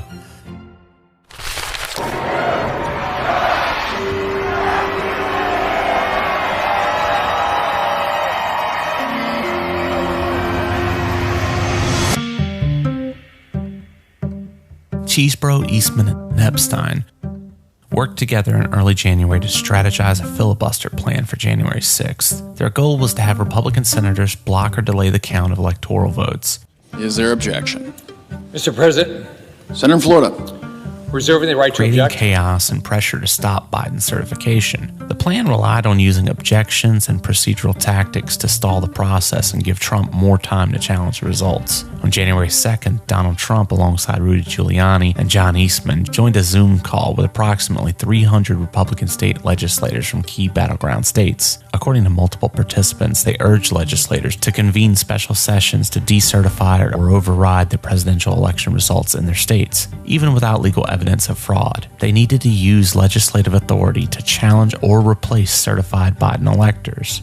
On the same day, as part of this coordinated campaign, Trump personally called Georgia's Secretary of State, Brad Raffensperger, and urged him to find 11,780 votes, the precise number needed to overturn Biden's victory in the state.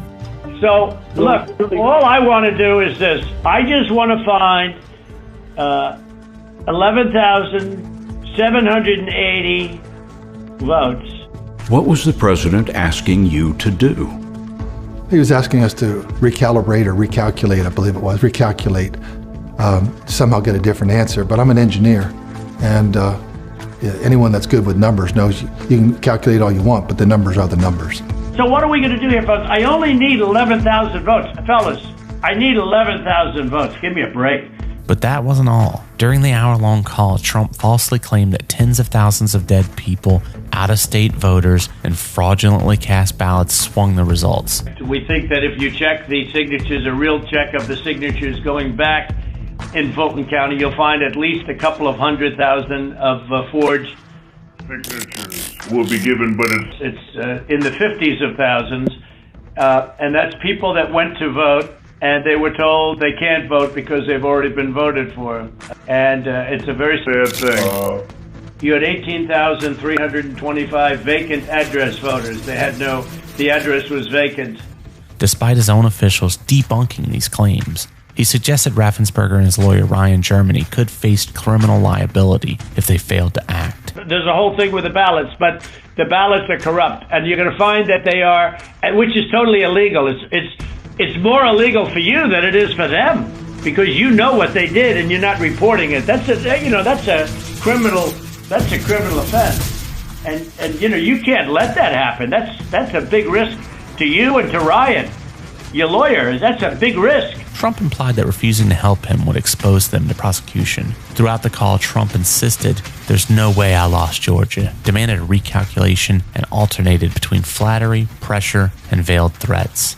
The call was so alarming that Raffensperger's team recorded it, later providing the audio to the press after Trump mischaracterized the conversation publicly. Because that's illegal. This is Ryan, Germany.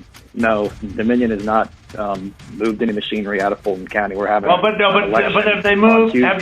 Have they moved the inner parts of the machines and replaced them with other parts? No. You sure, Ryan? I'm sure. Legal experts and the Fulton County District Attorney would later cite the call as essential evidence of potential election interference and criminal solicitation. And yet, in conversations similar to the one he had with Raffensperger, Trump rattled off conspiracy theories, debunked claims he had memorized. I specifically raised the Dominion voting machines, which I found to be among the most disturbing allegations. Disturbing in the sense that I saw absolutely zero basis for the allegations. I told them that it was crazy stuff, and they were wasting their time on that, and it was doing a grave disservice to the country. We have a company that's very suspect. Its name is Dominion. With the turn of a dial, you can press a button for Trump, and the vote goes to Biden. We definitely talked about Antrim County again. That was sort of done at that point because the hand recount had been done and all of that. But we cited back to that to say, you know, this is an example of what people are telling you and what's being filed in some of these court filings that are just not supported by the evidence. In addition, there is the highly troubling matter of Dominion voting systems.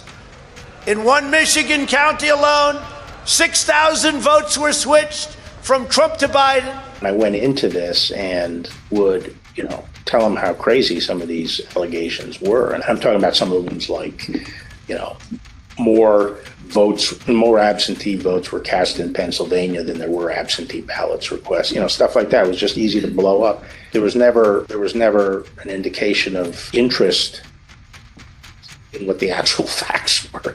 There were more votes than there were voters. Think of that. You had more votes than you had voters. That's an easy one to figure. Then he raised the big vote dump, as he called it, in Detroit, and that, he said people saw boxes coming into the counting station at all hours of the morning. And I said, Mr. President, there are 630 precincts in Detroit, and unlike elsewhere in the state, they centralized the counting process, so they're not counted in each precinct. They're moved to counting stations, and so the normal process would involve boxes coming in at all different hours. This is Michigan. At 6:31 in the morning, a vote dump of 149,772 votes came in unexpectedly. With regard to Georgia, we looked at the tape, we interviewed the witnesses. There is no suitcase. The president kept fixating on this suitcase that supposedly had fraudulent ballots and that the suitcase was rolled out from under the table. And I said, no, sir, there is no suitcase. You can watch that video over and over. There is no suitcase. There is a wheeled bin where they carry the ballots, and that's just how they move ballots around that facility. There's nothing suspicious about that at all. Election officials pulled boxes, Democrats, and suitcases of ballots out from under a table. You all saw it on television. Totally fraudulent. Every time he did this, officials corrected him. Then days later, he'd repeat the same lies again. Some have argued Trump genuinely believed he won. I don't buy it. The pattern shows intent. And while Trump kept the lies in public, behind the scenes, the legal plot was moving into its final phase. The infamous Eastman memo circulated on January 3, 2021, laid out a detailed plan for how Vice President Pence could overturn the election. Eastman proposed that Pence announce that because of the ongoing disputes in the 7 states, there are no electors that can be deemed validly appointed in those states. That move, Eastman argued, would lower Biden's electoral count below 270, throwing the decision to the House of Representatives, where Republicans controlled the majority of state delegations. The memo claimed this would be very bold, but insisted it was justified because This election was stolen by a strategic Democratic plan to systematically flout existing election laws for partisan advantage. We're no longer playing by Queensberry rules. Eastman acknowledged the plan defied the Electoral Count Act and would likely be challenged in court, but he wrote that Pence could assert that the electoral count is unconstitutional and suggested Congress should act boldly and be challenged. The plan provided two options. Pence could outright reject electoral slates from contested states or simply delay the count to give state legislators time to decertify Biden's electors. Eastman admitted in private emails that this approach had virtually no chance of succeeding legally, but he pressed on, believing disruption itself could create enough pressure to change the outcome. He described for me what he thought the ambiguity was in the statute, and he was walking through it at that time. And I said to him, hold on a second, I want to understand what you're saying. You're saying that you believe the vice president, acting as president of the Senate, can be the sole decision maker as to, under your theory, who becomes the next president of the United States? And he said, yes. And I said, are you out of your effing mind? That was pretty blunt. I said, you're completely crazy. I said, you're going to turn around and tell 78 plus million people in this country that your theory is this is how you're going to invalidate their votes because you think the election was stolen. And I said, they're not going to tolerate that. He said, you're going to cause riots in the streets. And he said, words to the effect of there's been violence in the history of our country or to protect the democracy or protect the republic. Mike Pence was no perfect man.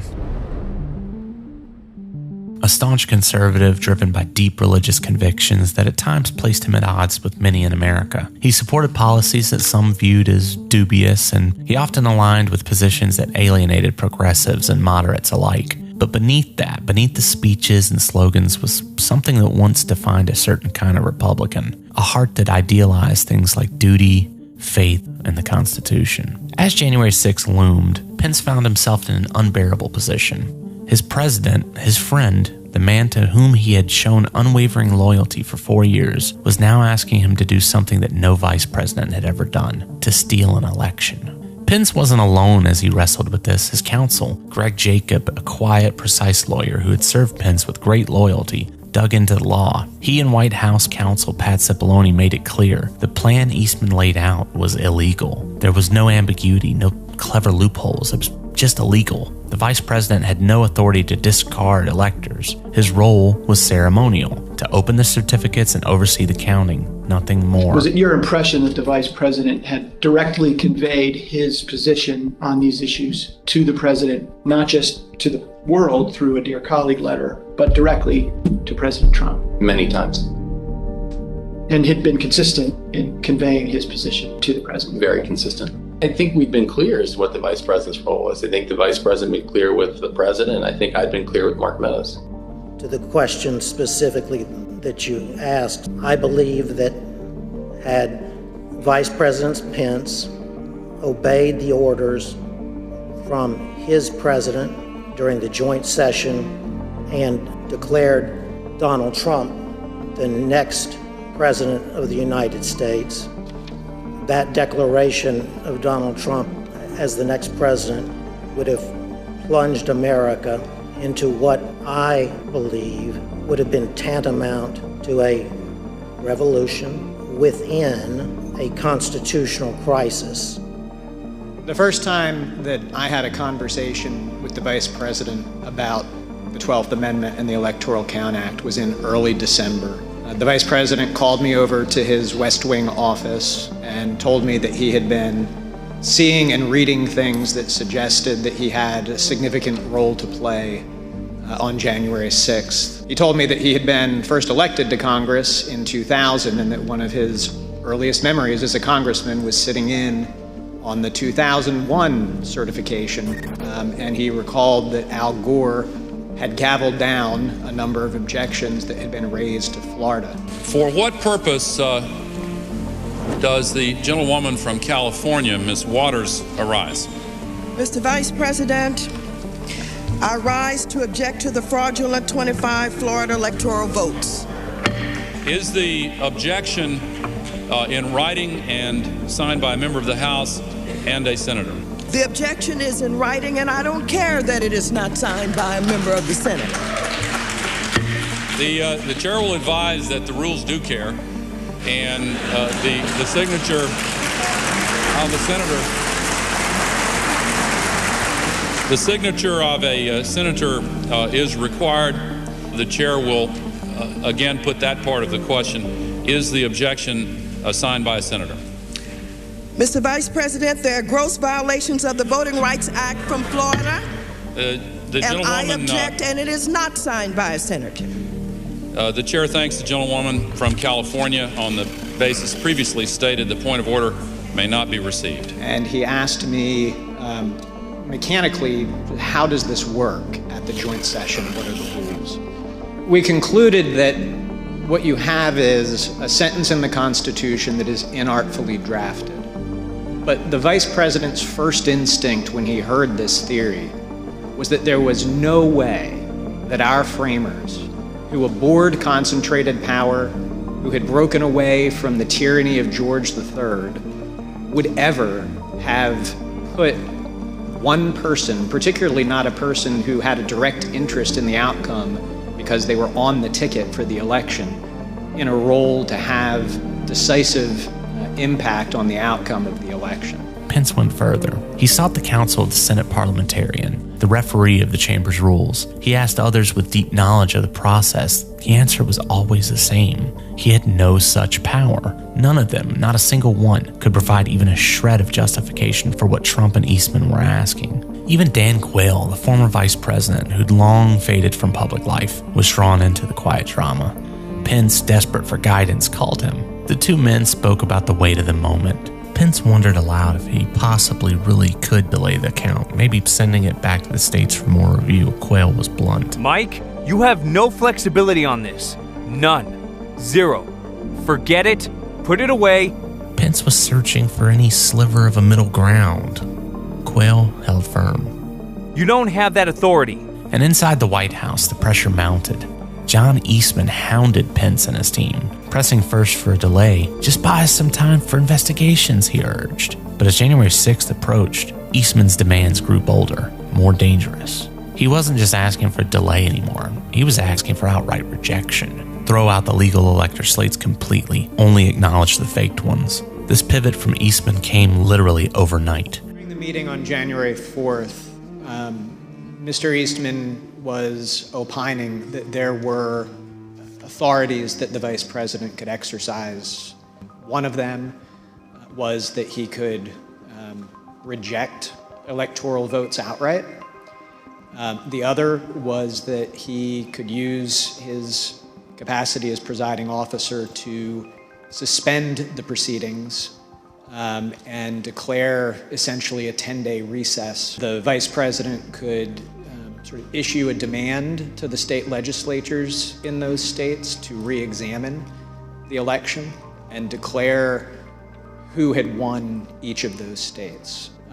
He said that he did not recommend, upon questioning, he did not recommend what he called the more aggressive option, which was reject outright. And the next day, we met in Mark Short's office. When Mr. Eastman came in, he said, "I'm here to request that you reject the electors."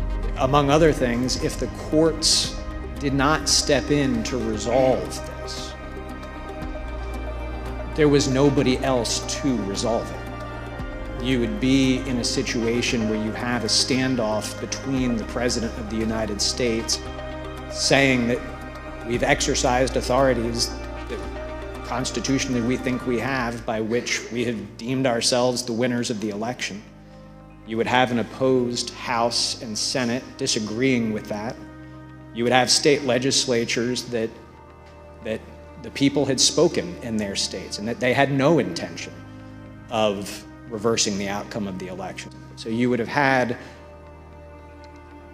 just an unprecedented constitutional jump ball situation with that standoff. And as I expressed to him, that issue might well then have to be decided in the streets. And I said, so John, basically what you have is some text that may be a little bit ambiguous, but then nothing else that would support it, including the fact that nobody would ever want that to be the rule.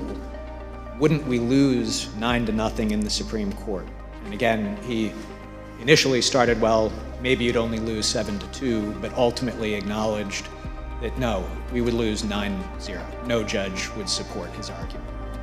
Did the vice president ever waver in his position that he could not unilaterally decide which electors to accept? The vice president never budged from the position that I have described as his first instinct, which was that it just made no sense that one person would have that kind of authority. Did the vice president ever waver in his position that he could not delay certification and send it back to the states?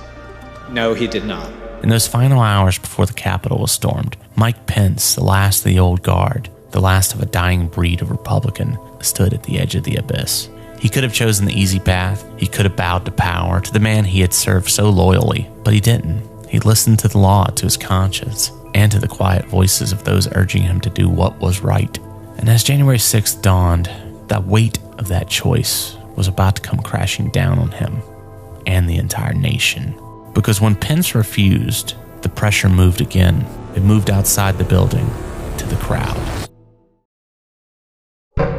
Mr. Rosen said to Mr. Trump, quote, DOJ can't and won't snap its fingers and change the outcome of the election. How did the president respond to that? That's not what I'm asking you to do. What I'm just asking you to do is just say it was corrupt and leave the rest to me and the Republican Congress. A few days earlier, while Pence was still weighing his choice, another battle was playing out behind closed doors. During these last days, as legal challenges crumbled and the faked elector scheme was actively unfolding, Trump needed a way to give the plot the appearance of legitimacy. His focus turned to the Department of Justice. Behind the scenes, he'd been in secret talks with Jeffrey Clark, mid-level DOJ official willing to do what acting Attorney General Jeffrey Rosen and his deputy Richard Donahue refused: use the Department of Justice's name to validate Trump's lies.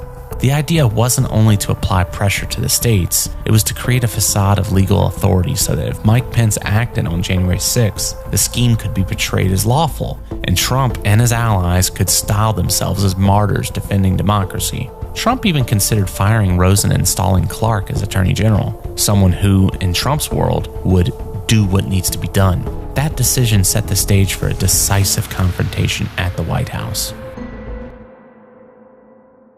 Attorney General ultimately owes his loyalty to the integrity of the American people and to the fidelity to the Constitution and the legitimate laws of the country.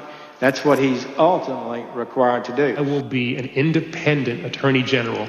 I will be the people's lawyer. If, however, there were an issue that I thought were that significant that would compromise my ability to serve as Attorney General in the way that I have described, that as the people's lawyer, I would not hesitate to resign. As you and I discussed, if the President proposed to undertake a course of conduct that was in violation of the Constitution, that would present me with a difficult but not a complex problem. I would have two choices. I could either try to talk him out of it or leave. Those are the choices. The Attorney General's position as a cabinet member is perhaps unique from all of the cabinet members. Yes, a member of the President's cabinet, but the Attorney General has a unique responsibility to provide independent and objective advice to the President or any agency when it is sought, and sometimes perhaps even when it is not sought. Because I had been quizzical about why his name had come up, I called him and I tried to explore if he would share if there was something I ought to know. And after some back and forth, he acknowledged that shortly before Christmas, he had gone to a meeting in the Oval Office with the President. That, of course, surprised me, and he was apologetic for that. And I said, well, you didn't tell me about it, it wasn't authorized, and you didn't even tell me after the fact. You know, this is not appropriate.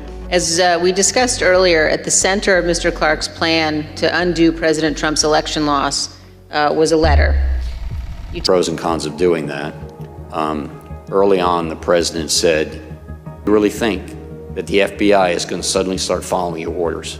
It's not going to happen. He's not competent. Along those lines, he said, so suppose I do this. So suppose I replace him, Jeff Rosen, with him, Jeff Clark. What would you do? And I said, Mr. President, I would resign immediately. I'm not working 1 minute for this guy, who I had just declared was completely incompetent. And so the president immediately turned to Mr. Engel, and he said, Steve, you wouldn't resign, would you? And he said, absolutely I would, Mr. President. You leave me no choice. And we're not the only ones. No one cares if we resign. If Steve and I go, that's fine. It doesn't matter. But I'm telling you what's going to happen. You're going to lose your entire department leadership. Every single AAG will walk out. Ballot access is shrinking. The Supreme Court has agreed to consider new restrictions on mail-in ballots. It's a top priority for President Trump. And the next attempt? Trump and his executive order on elections. The Trump administration deploying DOJ polling monitors to 2 states featuring key races. So this that the Trump Justice Department was looking into using criminal charges against state and local election officials. By launching an election integrity task force.